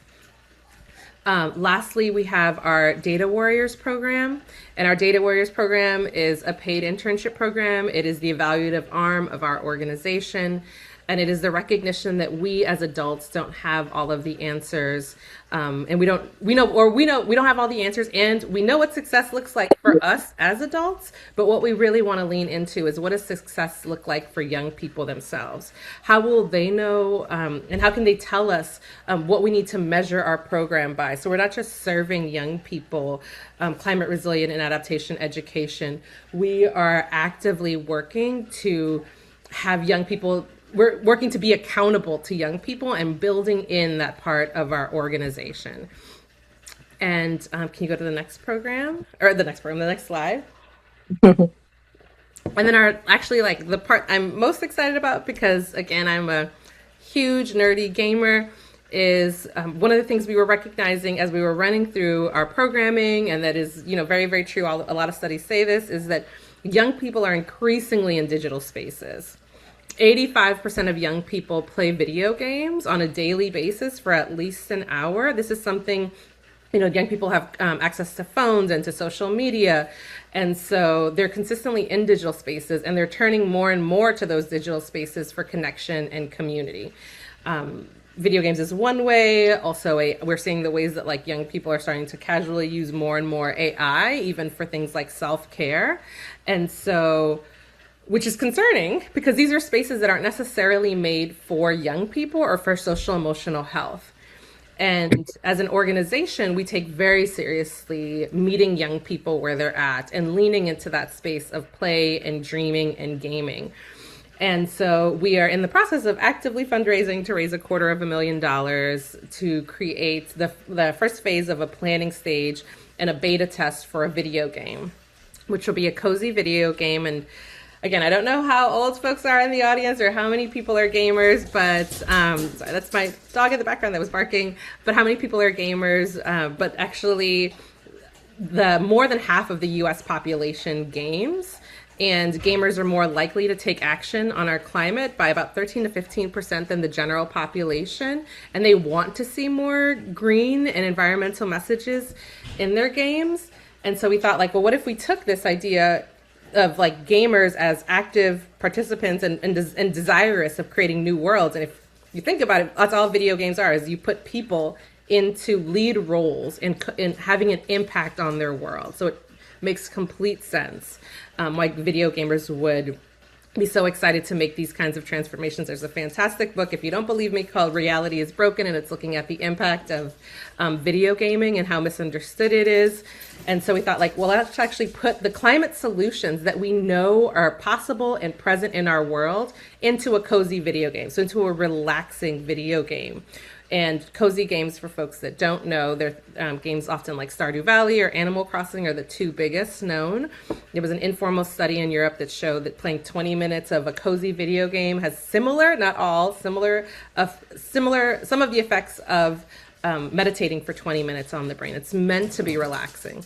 And so our cozy video game is meant to start with a town like San Francisco, or a shoreline town that's had or experienced climate impacts. And young people, through the course of the game, go through and build up the town using traditional ecological knowledge and nature-based solutions, so that they're putting into practice some of the, again, real-world solutions and strategies that we currently have in this world into a digital world. And then from there, we're going to be developing curriculum that we're going to be piloting hopefully this upcoming fall in San Francisco with young people, where we'll be having focus groups with young people. They'll be telling us, how did you feel after you played this? And we'll have curriculum that educators can take with them to help bridge the divide between the digital world and this world. Because we want to meet them where they're at, which is gaming world, but we also don't want them to stay there. And we want to create solutions that they can imagine in this world. And so we'll have some lessons for educators, so that you can say, if you wanted to play this for 20 minutes, let's actually now take all of the lessons that we're learning about climate adaptation and mitigation, or climate resilience, or traditional ecological knowledge, and let's go out and do some of those things. So and then students will see the ways, oh, actually I did this in the game and now I can do this in real life. That's incredible and amazing. And so the game is called Mycelial Realms. This is a little map of our Gaming for Justice universe. Our hope is that it'll be the first chapter, and we'll be able to first start on the shoreline, and then we'll do deserts, and then ideally, and then forests. So we want to be able to, again, embed climate solutions in areas that students can have easy access to them, because if we can't imagine the future, then how can we build it? And we need more than ever, a place for young people, but not just young people, for all of us to lean in with a collective vision of the world that we want to see and to build. So if you can go to my next slide. It is not a Lil Milagro talk without a J.R.R. Tolkien quote. And so I wanted to end this talk, or this little thing, and I know we have Q&A after this, with one of my favorite quotes from Gandalf when he was Gandalf the Grey from Fellowship of the Ring, where he says, "Despair is for those who have seen the end beyond all doubt. We do not." And this is the feeling I bring into every single one of the spaces that I'm in. This is a thing that I see young people bring into each of their spaces that they're in. Each of our some of the most powerful movements of the last 100 years have started because young people themselves refused to accept the status quo and pushed really hard. And they chose not to despair. And so what we can do as adults is lean into that with them. So if you go to my last slide, I will start taking Q&A. Here's my information. My Instagram is not on there because I only post pictures of my hairless dog, and there's nothing inspirational about it, but here's my Mycelium stuff, and you can follow me on LinkedIn, and I believe I have 10 minutes for Q&A, so would love to see people and also hear about any questions that you might have. Wow, that was so amazing. Thank you so much. And yeah, we thought we were a little fooled by the name. I think Jack, I think, is the one that found you. But you know, it totally ties in. So it's perfect. This was perfect. It was amazing. And yes, our youth and gaming, what a concept. That's so brilliant to me. I assumed that it might not have been. That's why I was like, let me rip off the mycology Band-Aid. Although we have done myco remediation for soil remediation at schools, and we've done myco filtration with using mushrooms to filter water. So we do a lot of projects with mushrooms now, but they're smaller projects. And they actually came out of students being like, wait, why are we called this? Wait, it's just symbolic? Let's actually learn about mushrooms, but we don't do mushrooms. That's amazing. And you know, I'm not a gamer, but someone put in the chat, adults might want that game too. Yeah. But because I know, like, it was funny, my mom's no longer living, and we often say thank God, because she would not be happy with the way the world is going now. But my point was, she was actually really good at gaming. You know, like, she would sit there and play with my son when she was alive, and I was shocked how well she did, you know.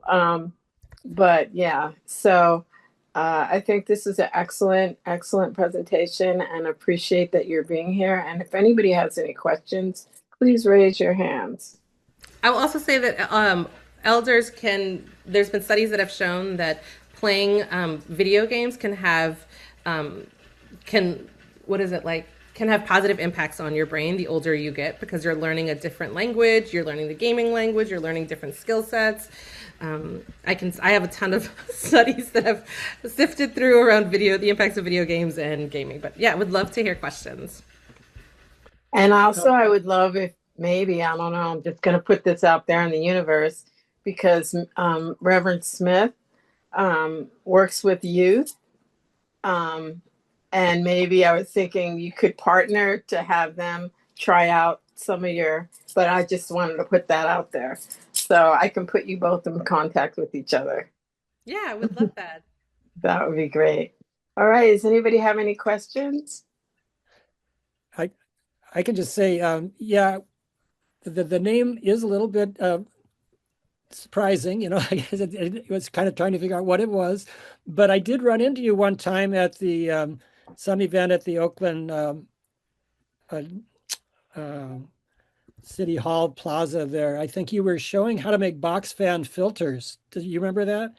And so I learned how to do that. And, you know, we actually, I'm in 350 Bay Area, 350 East Bay, did a whole study where we gave people box fan filters and gave them air testing quality devices. And sure enough, they worked just as well as professional $100 filters. And so I just remembered learning how to do that from you and making one and then testing them out. So that was really terrific. But I'd love to play that Mycelium Realms game. So I'm really inspired by your talk. Thank you so much. Thank you. Yes, that's one of the things that we've done is we've done resilience villages with high school students and adults, and where we've been like, here's this thing that's going to happen, here's things that you can do, and there's small things sometimes, and then we grow them up in scope and scale to be able to adapt to what young people need to in like the progression of like youth leadership and youth development. Kim White has her hand up. Go ahead, Kim. Hi, thanks very much. That was really, really informative and valuable. I'm wondering, do you have any connections or relations with any other organizations like West Coast Fungi, which has a little shop in the San Francisco Ferry building, or Paul Stamets, who is a genius, mycelium genius? Yeah, so we're fairly well connected, not necessarily to mushroom spaces, although we do have a fairly strong connection to like Black mycologists that come in and do particular lessons with our young people. So the way we mostly though connect with climate adaptation and mitigation folks. So we had, again, in Biden's White House, like really great connections with the White House's, it's like, I forget what it's called, but the one that puts out the 5th National Climate Assessment Reports. We're actually in conversation with United by Nature, which was going to be one of the first national studies of a nature-based assessment. And then obviously with Trump coming into office, it was one of the places that was cut. But they actually have tremendous amount of resources. They sent over the assessment report, and so a lot of our game will align with some of the like scientific thinking that's out there around like nature, so that again students can make those connections. And so we've been in conversation with Phil Levin around that kind of thing. And I also sit on the advisory councils for the National Academy of Medicine and the American Public Health Association around climate and health and mental health. And I speak on the piece around young people. So we're bringing in mental health professionals to make it as cozy and relaxing as possible, because we want young people to feel, recognizing the hopelessness that they feel if they sit down in front of our game, or if they sit down in any of one of our programs, because it's not just within our game, that they like come or leave the classroom or get off the couch and they're like, I actually feel much better. And there's a sense of relief. So we have a lot of connections there. We also have connections with different farms across the Bay Area. We were a fiscally sponsored project of Planting Justice, and I'm always a huge fangirl of the work. I was one of the founding board members for Planting Justice, so we have connections there. And then with places like Soul Fire Farms. And oh my God, there's another one that I'm spacing right now that's named after Octavia Butler's work. But we have a lot of connections with different farmers and like field spaces. And we're also, both for the game, but also in our curriculum or in our programming, connecting with Alliance for Felix Cove around traditional ecological knowledge, particularly around tule harvesting. Both for our game as well as like we want young people to know the land that they're on and develop those as relationships. So quite a few relations. Yes. What are the possibilities of introducing any of this, even in some minimal way, into the mainstream school system? Yeah, I mean, so we're currently we're waiting to hear back from a funder that we've reached out to for funding for that first bit of money that I explained that we're trying to actively raise about $250,000 at a time when it's not easy to raise money, but we're hoping that we are going to get the first 6-figure version of that, which can let us start on our Mycelium Morals project.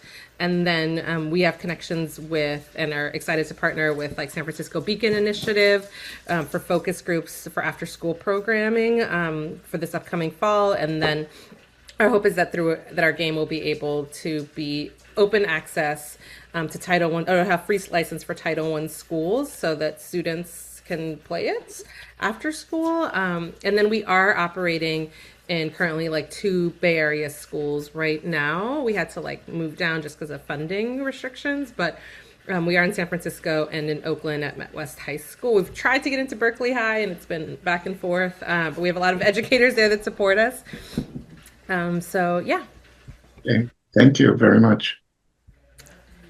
I also just noticed that there was a question around game developers. I will say that like we are working, I'll just put it in the chat, like with Marina Soros, because we're not game developers. I play a ridiculous amount of games, but we're not game developers ourselves. And so we work with Marina Soros, who is actually, I'm a huge fangirl of her every time we talk, but she's currently like a UN advisor around climate change and technologies for the future and making change.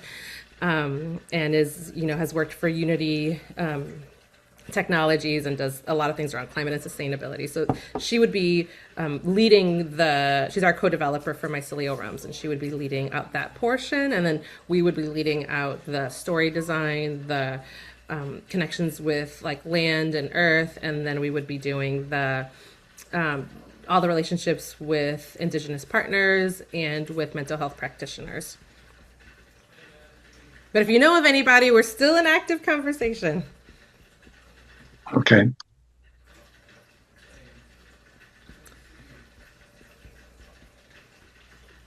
Oh, Cheryl, you're muted, but I think you're saying that's time, Lil. No, I wasn't.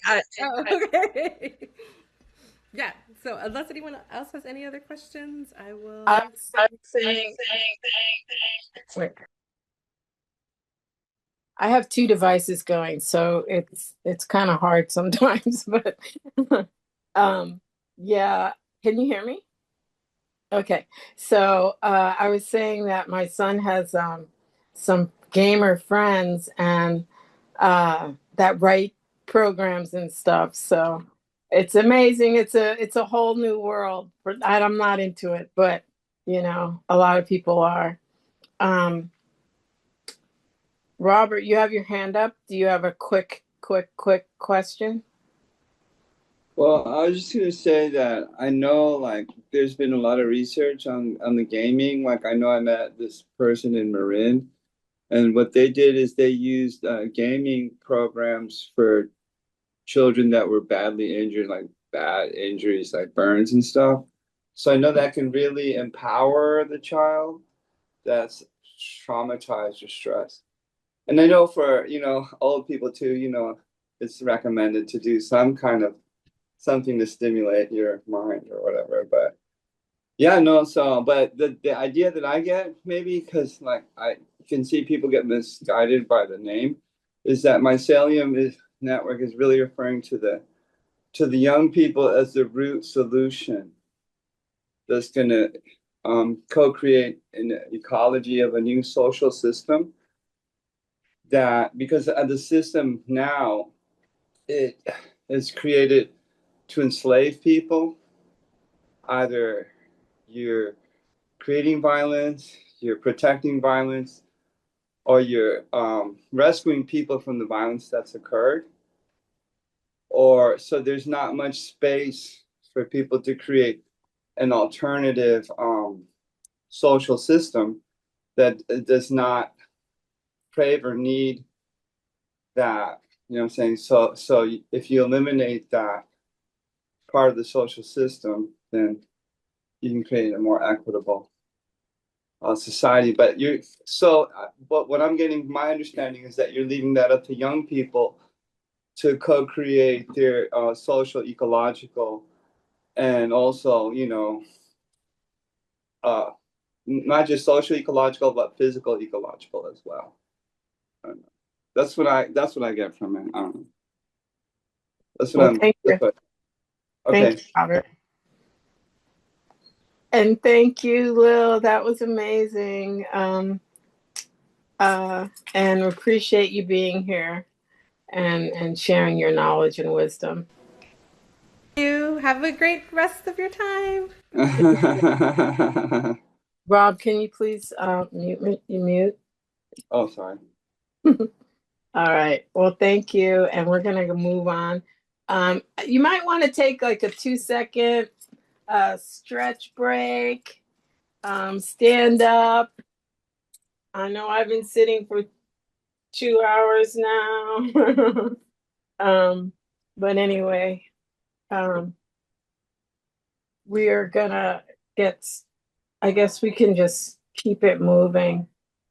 And we're going to start next with climate resilience on an agrological land commons with Laszlo Jenkins and Leah Atwood, co-directors of Agroecology Commons. So take it away, Leah. Thank you for being here. Thank you, Cheryl, for having us. I am wondering if you can advance the slides because Zoom is doing this mysterious thing where the controls are disappearing from my screen. Although if someone pops something into the chat, it did seem to like reappear when someone wrote something into the chat. I wonder if that is a I don't know, but I think Jack was Yeah, going to. yeah, just to make it simple, I'll go ahead and advance the slides for you. Okay. Whenever you're ready, let me know. Okay, I'm ready. Well, hi, everyone. Nice to be with you. My name is Leah. I use she or they pronouns, and I am a collective member at Agroecology Commons. My co-director, Laszlo, may be jumping in. However, we were a substitute speaker arranged this week, and so they are in transit and may not be able to actually join. So it might just be me, but we'll see if they are able to join us. And yeah, Agroecology Commons, you can go to the next slide, Jack, thank you. So we are a collectively organized nonprofit, and we work at the intersection of land and liberation. We focus on food sovereignty, agroecological land stewardship, and cooperative organizing. We're based here on Ohlone land in the East Bay in El Sobrante. And we started in 2020.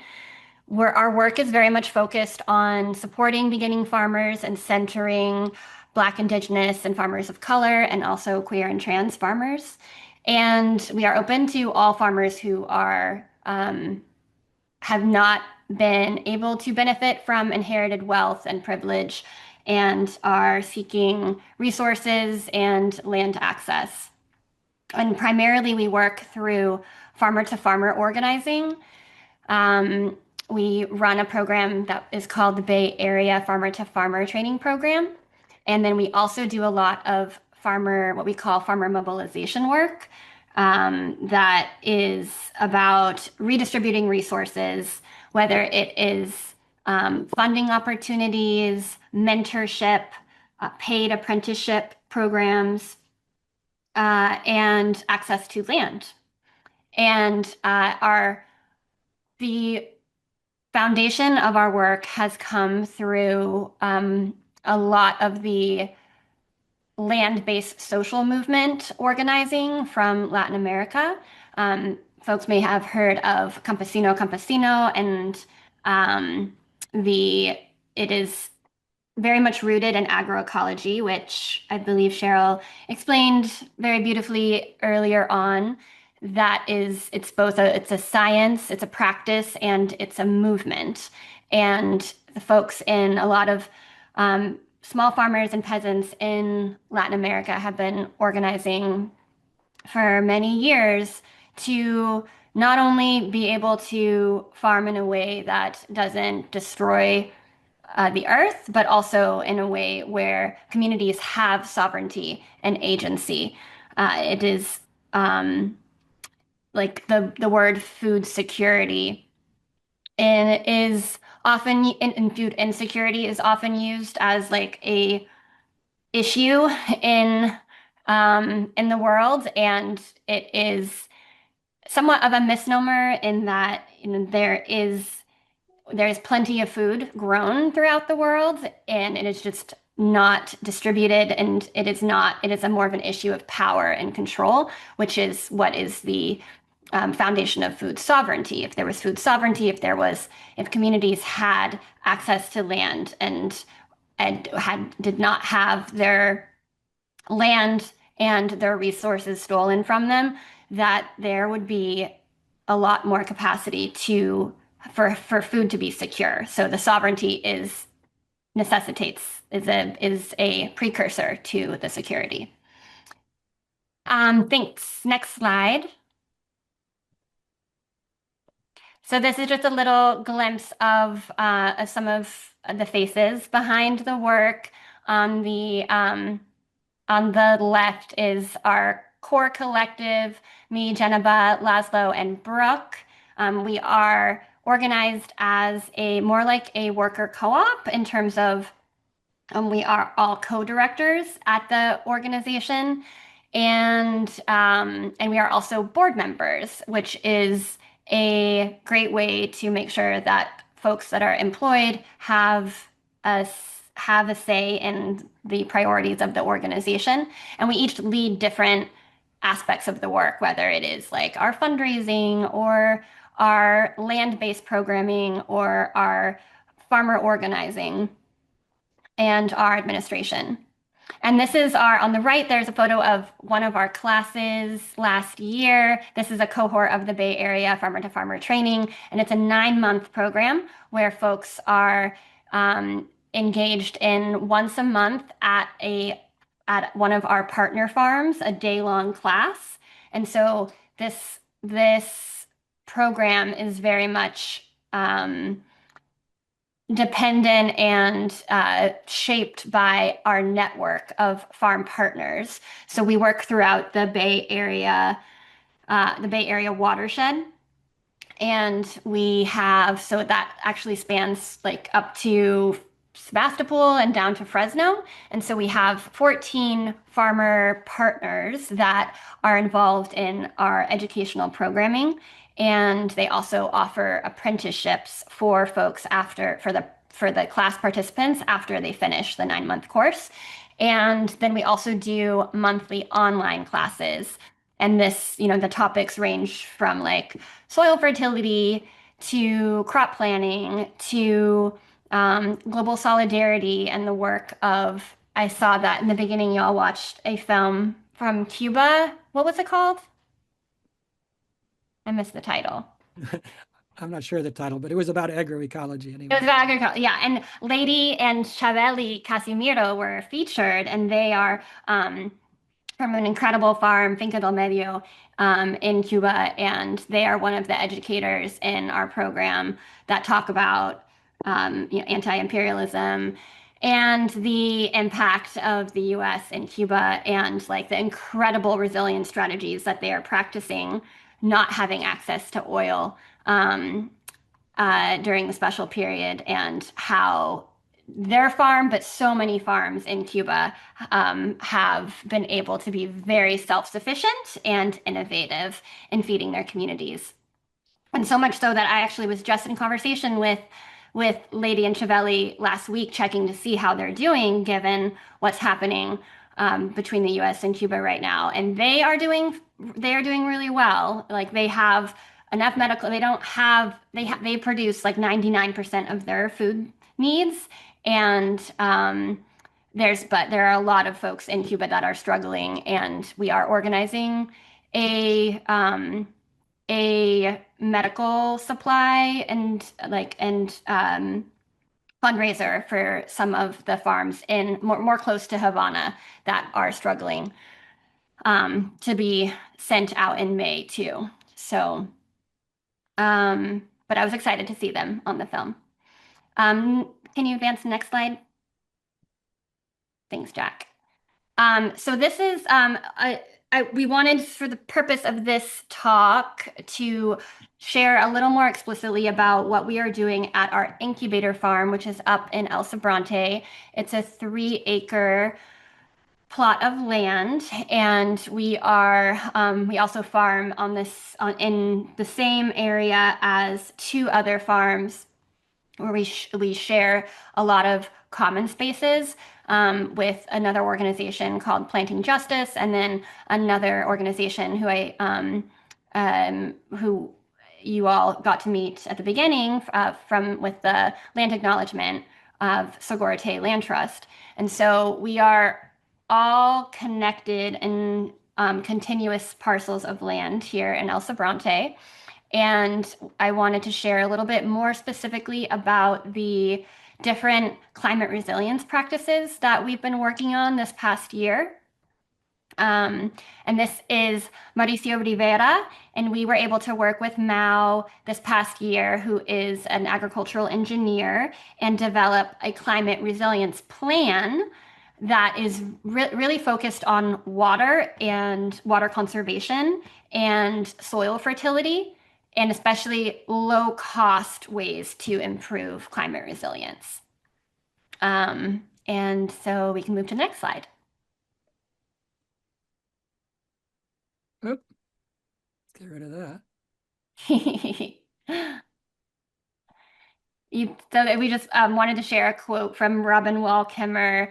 Among our Potawatomi people, women are the keepers of water. We carry the sacred water to our ceremonies and act on its behalf. It is our responsibility to safeguard the water for all our relations.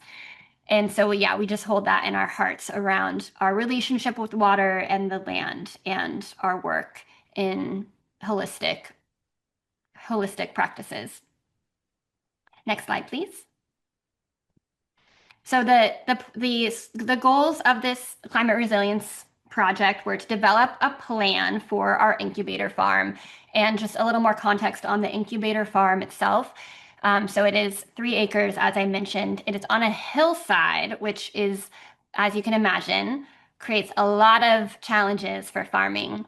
You do get a great workout every time you're on the land, but it is not the ideal topography for farming. However, it is, we decided to commit to this land, for one, because we had access to it, and 2, because it is really, there's a lot of opportunity in showing, even when you don't have perfectly flat land, what is possible.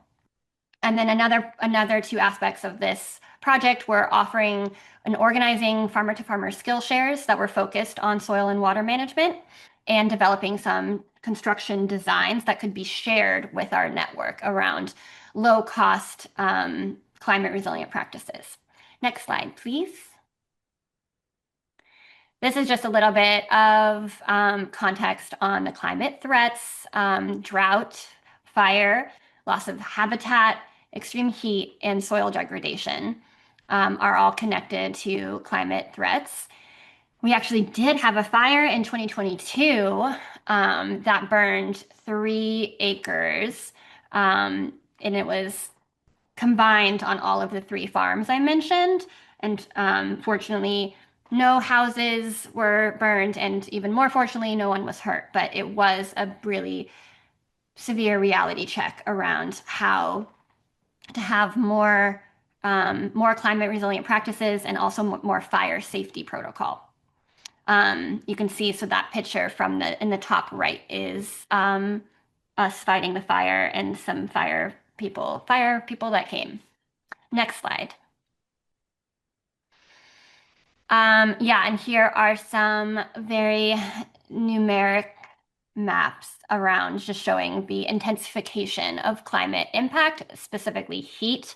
So you can see in the middle there, the last 3 years have gone into the sweltering 95 degrees range in our summer months. Next slide. And yeah, so you can go to the next slide. That was just our flow from evaluation to design to implementation. And yeah, these were some of the components of the climate resilience plan that were involved. Evaluation of the water needs, a hydrological assessment. There's actually a spring connected to our land that we have been able to measure, and also connect to all of the farms, Agroecology Commons, Planting Justice, and Sogorea, to have as a backup plan. So we're able to irrigate through city water, but we have connection to a spring as well. However, we have not wanted to draw from the spring until we can really have an in-depth assessment to make sure that we're using the water in a responsible way and not overdrawing. So that was part of this project. And Yeah, and so irrigation, water storage, earthworks, so being able to plant on contour, which I'll show and we can move to the next slide, to minimize water or to conserve water. So you can sort of see the contours on the map here. The lines that run horizontal are contours on the land that show the different elevations. And so if we plant on contour, what we can do is it's creating like swales and berms. So like a ditch and a bump, essentially, where we're planting into the bump, and it's a lot easier to show in person. And I think actually the next slide, there is a photo of it. Yeah, you can kind of see where some of the planting is planned. And so when you're creating these swales on contour, it is when the rain falls or when you irrigate, having the swales is essentially allowing the water to slow down and spread out and sink in. And so it's not just taking soil down the hill, since we are on a like between like a 10 and 15% slope, so it's quite steep, rather than just letting having the soil run down the hill. It is allowing the water to the swales are allowing the water to really sink in and not wash away the soil, and the roots can hold the soil in place as well. And so you can see now some of the components of the farm. We wanted to have gathering space for our farmer network when they come, to have space to do our skill shares and be in community.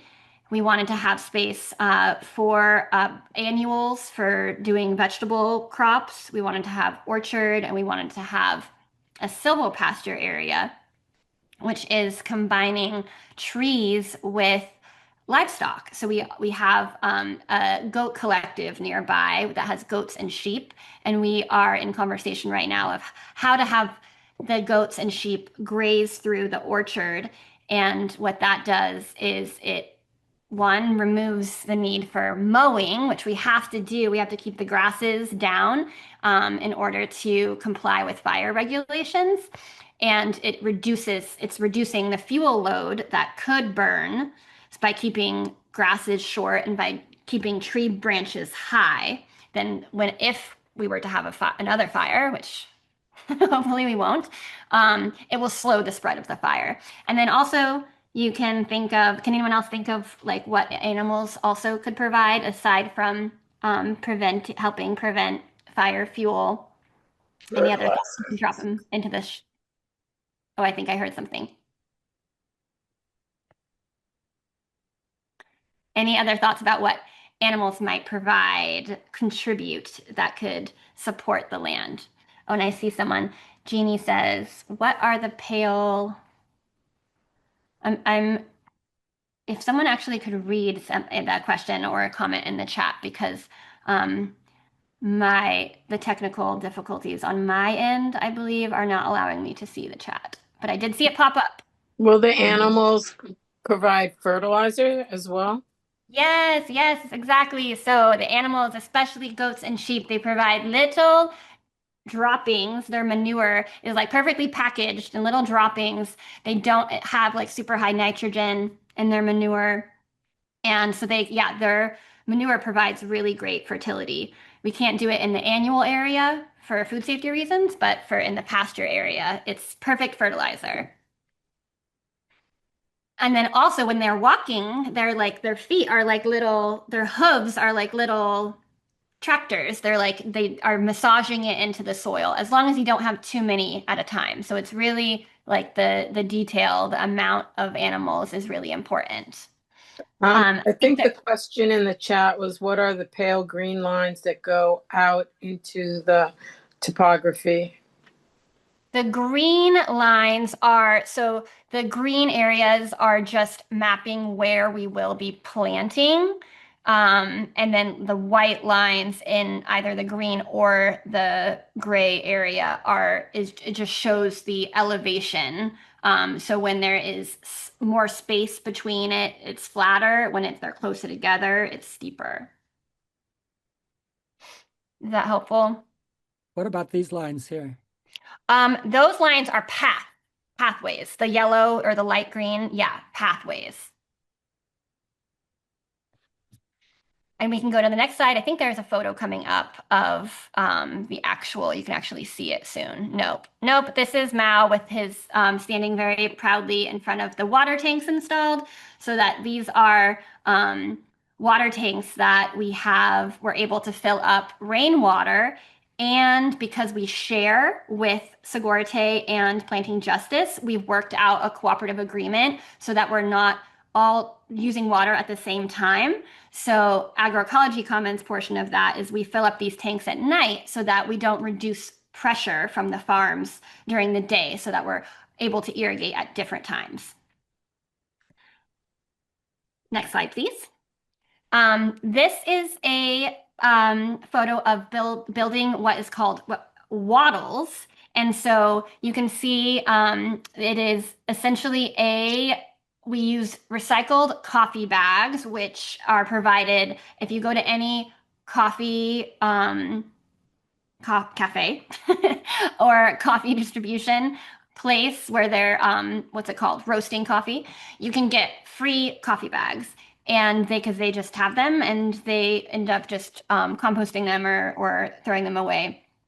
And we stuffed them with wood chips and dug little ditches in the ground alongside the paths, and as a way to slow down where we're not doing planting, putting wattles so that the paths themselves, we put mulch on top of the paths, but to make sure that the paths themselves weren't a source of erosion. And yeah, a free way that just takes time. And we did a volunteer day and a workshop so that brought people together and learning and working together. Next slide. Also, I want to make sure my time is okay. Mark, do you mind letting me know when we're at, am I going until 11:36?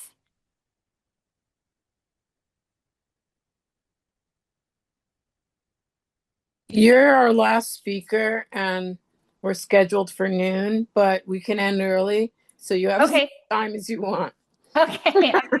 Okay, I'll wrap it up by 11:40. How about? And then we can have questions. So a little bit about the wattles. They're erosion control. They also can help with water filtration. So because they're stuffed with mulch, or you can also stuff them with straw, it's like a little bit of a filter. And they also are support if you can plant the wattles themselves, so they help, or above them, they're helping hold the soil in place. And eventually they biodegrade, which is super cool. You're not like having any microplastics in the soil. And one super cool thing, you can actually plant them with mushrooms. We're not doing that on our pathways, but we might do it in another place at some point. Next slide. Okay, here's the photo. Thank you. So here you can see where an aerial photo of our incubator and demonstration farm. The pergola is our gathering space. So we are not allowed, because we are zoned residential, to put up any buildings aside from like 10 by 12 sheds.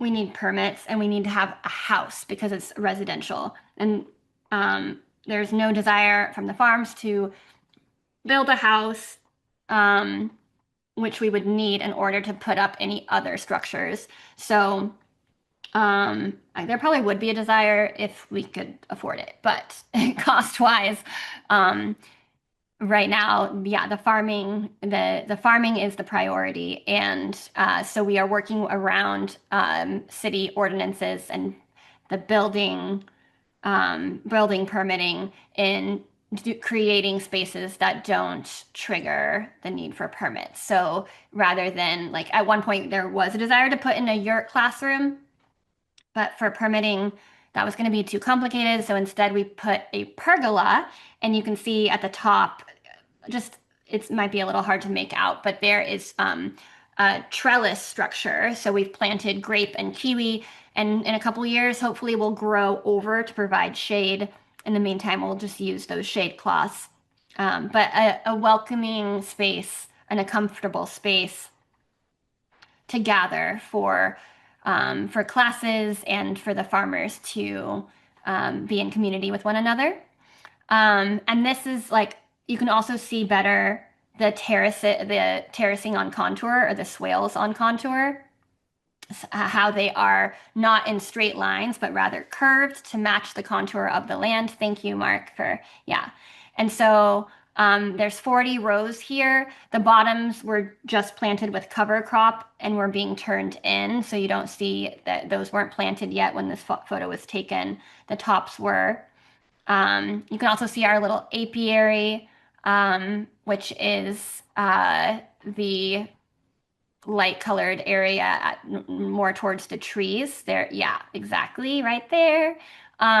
Where that little shed is where we process honey. We have about 6 beehives, and bee stewardship is another topic in our course. And yeah, I think I explained the swales already, so we can move to the next slide.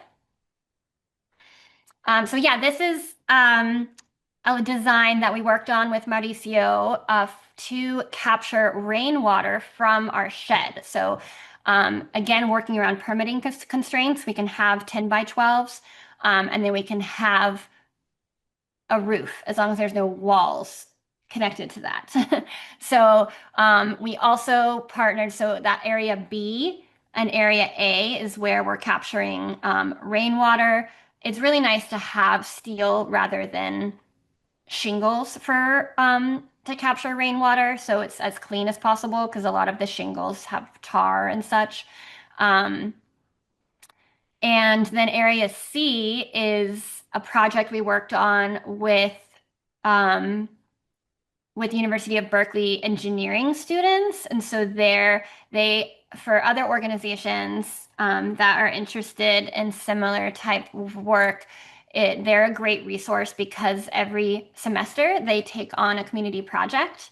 And so they actually helped design the solar component of Area C, which has 6 solar panels that are powering our lights, and they power our charging station.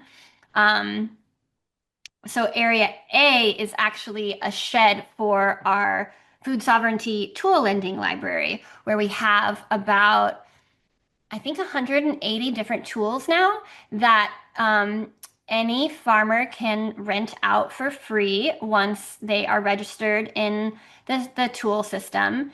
And it covers everything from, like, hori-horis, which are really cool digging and weeding tools that are expensive, to, like, shovels, hoes, rakes, beekeeping equipment. We also have seeds. We have a push-behind tractor called a BCS that is actually quite heavy, but we can move it. And it has mower on it. It has a tiller. And so yeah, there's a website there is a link on our website. You can go to check out our tool lending library, and we've run out of space. So at some point we'll look for more space. But at this point, our under in area A and under area B are our tools for our tool lending library. And the area C charges a lot of the tools that need charging. One of the most popular tools in our tool lending library are weed whackers.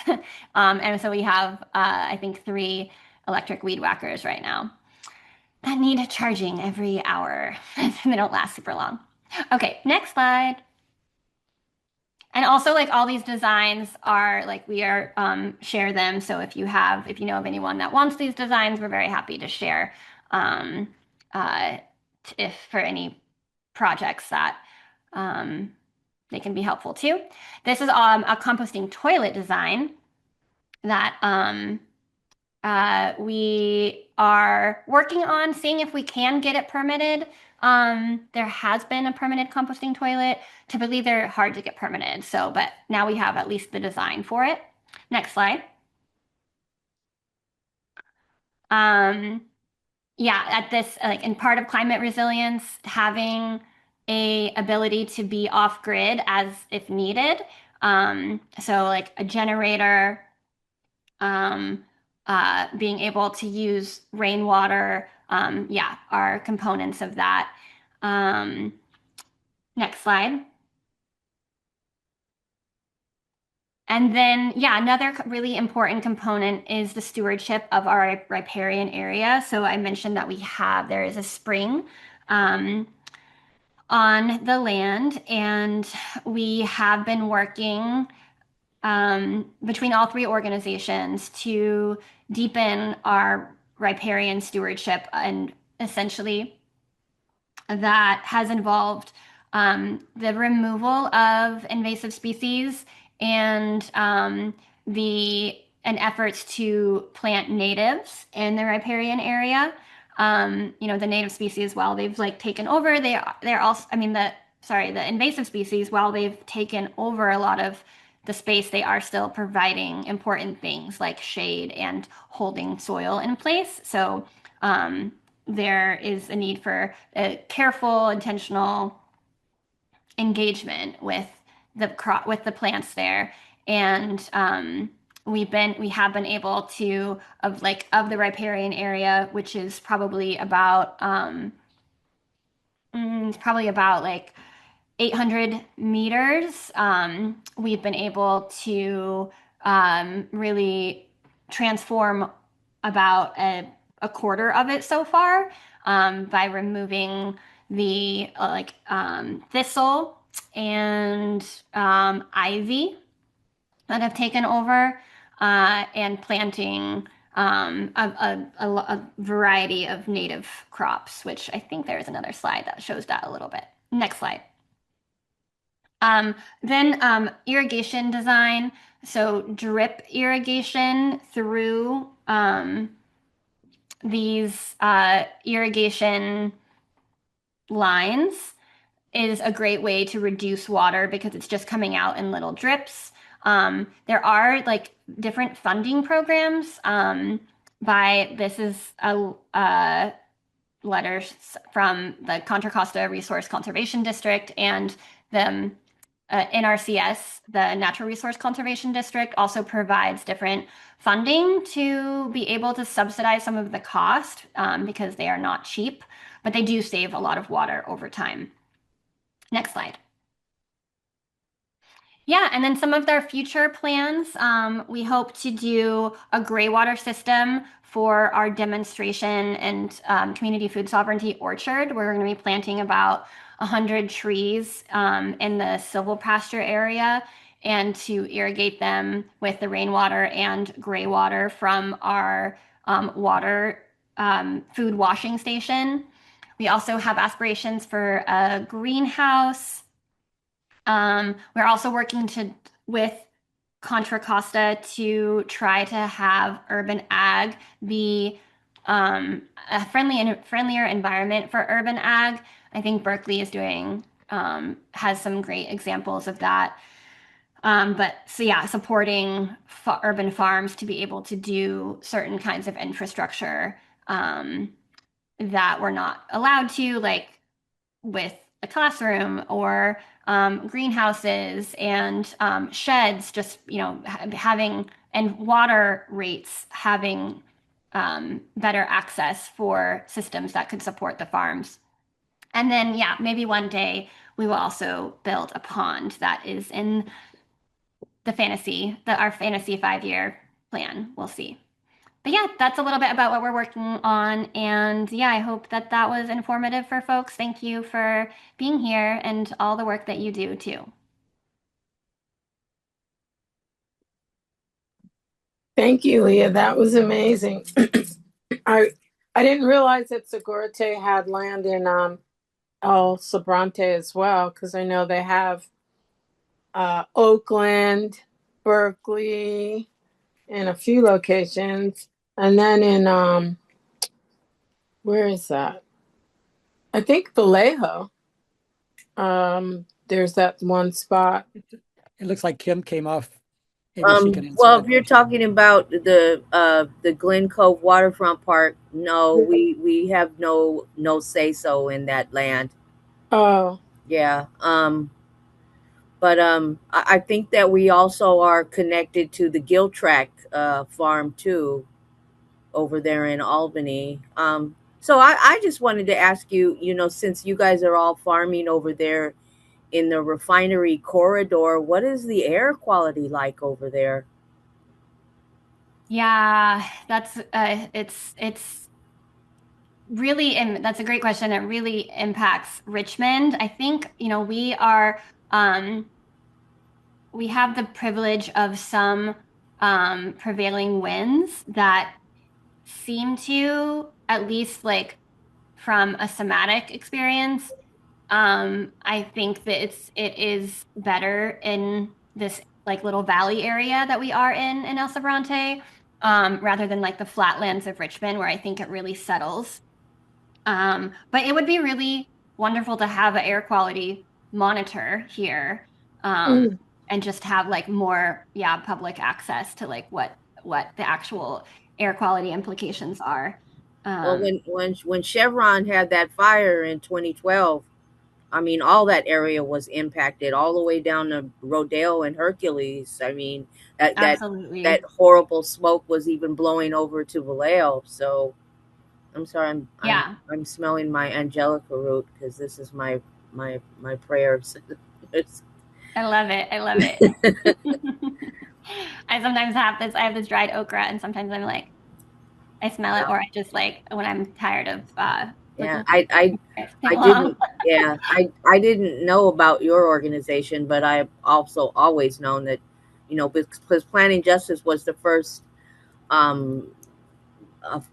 little farm that granted the Sogorea Land Trust land in the Oakland area, and from there, everything just took off from there. So, right. Yeah, one of these days I'm gonna have to make it over there. Yes, we'd love to host you anytime. Thank you. Me too. Me too. Maybe CEMTF can take a field trip. Oh, that would be so fun. Yes. Yeah, that would be great.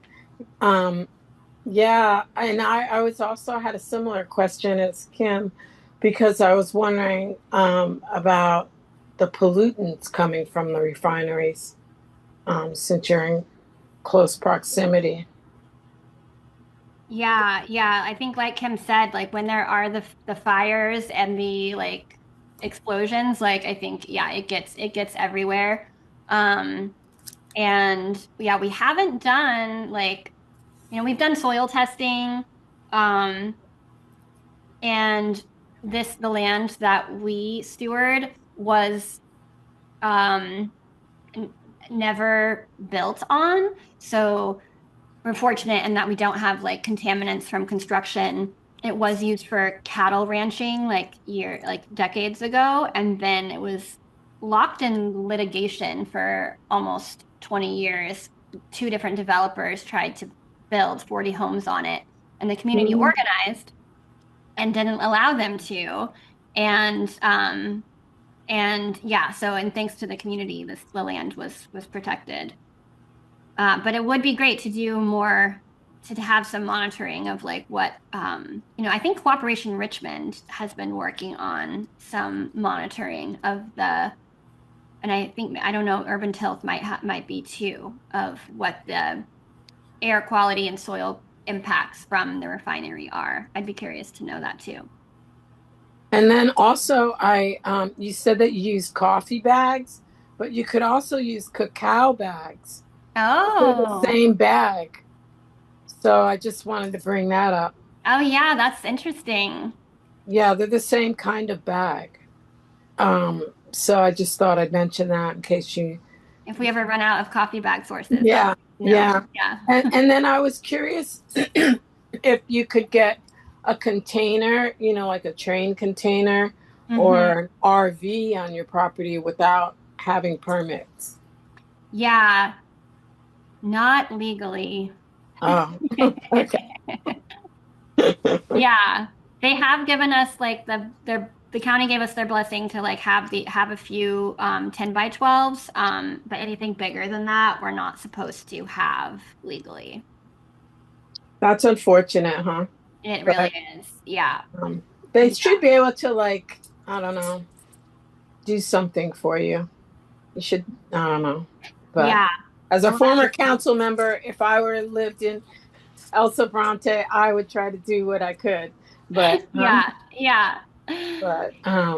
But yeah, this is great. And like I said, maybe we can have like a field trip out there with CEMTF. There's only 3 of us, but maybe we could invite more of the community to come for a field trip.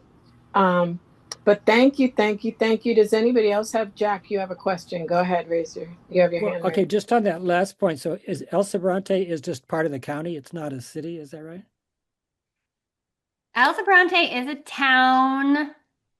I should be able to describe this better. But it's an unincorporated area. So like parts of Richmond and El Sobrante are unincorporated. Okay, so when you're talking about permits, you're talking about the county, in other words. Exactly. So there's no city permitting process. We go through the county directly. But my question was about the slide you had about the greenhouse. You had something about chlorine on there. Yeah, I was wondering if you could explain what that was about. Yeah, I had that question too. Thanks, Jack. Yeah. Actually, I had that question too.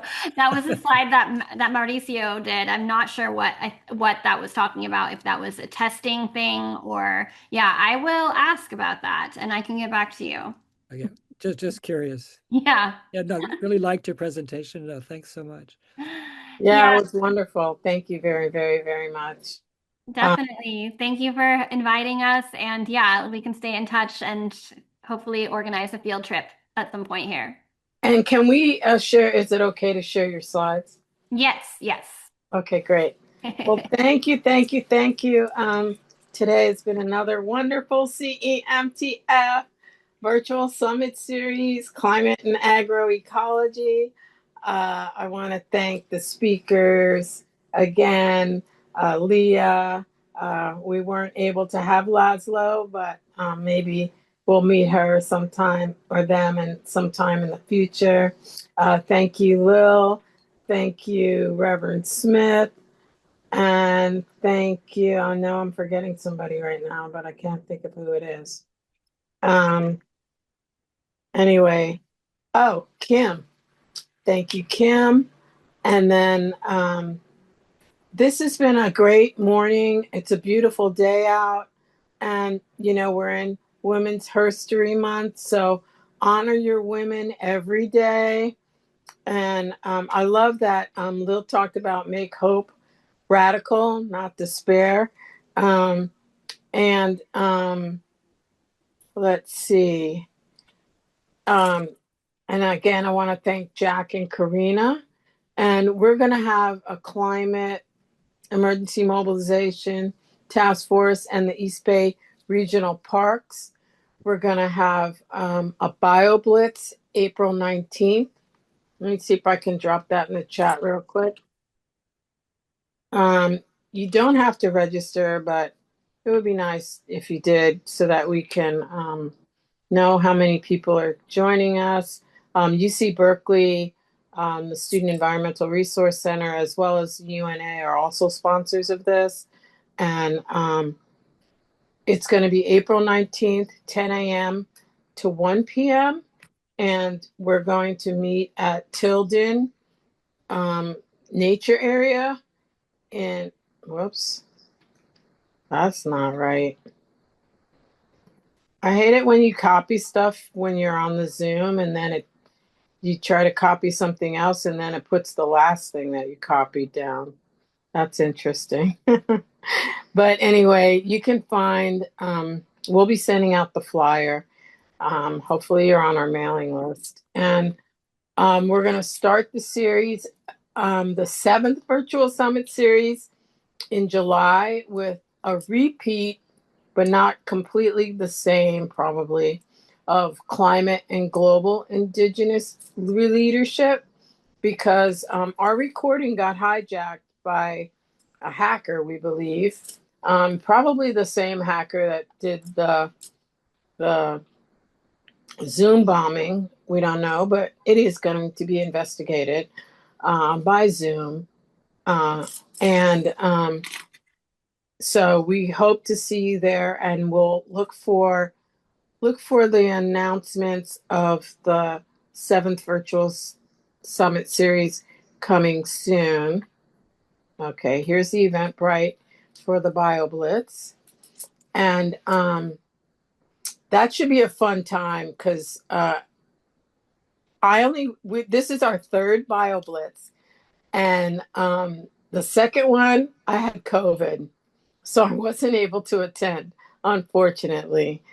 And now this 3rd one, I'm going to be not able to attend because I'm going out of the country.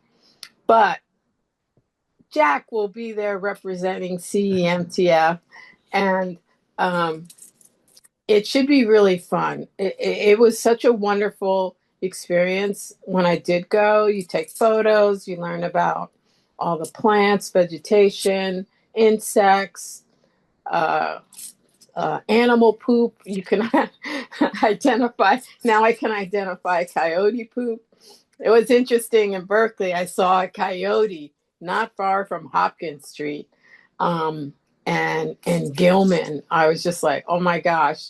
And I had said to myself like a week prior, oh, I wish I could see a coyote, because my husband always comes back from his bike ride. Oh, I saw this, I saw that. And I've never seen one. Although then when I saw it, I realized I had seen it before, but thought it was just a dog with some mange, dreadlocks on it, But that was a coyote too. And I was kind of close to that one. And I was like, didn't know. I just thought it was a stray dog. But anyway, so get out there in nature. Join us at the BioBlitz, and have a blessed day. Thank you for joining us. And thank you again to all the speakers. Thank you. Honor women every day. Enjoy, guys. I'm going to stop the recording, and you guys have a good rest of your day. And hopefully pray for peace in our land, in our country, and the world. It was Thank great, you, Cheryl. Cheryl. You worked. Thank you, Cheryl. It was a Guys really worked. good day. Thank you. Bye-bye. Okay, bye-bye.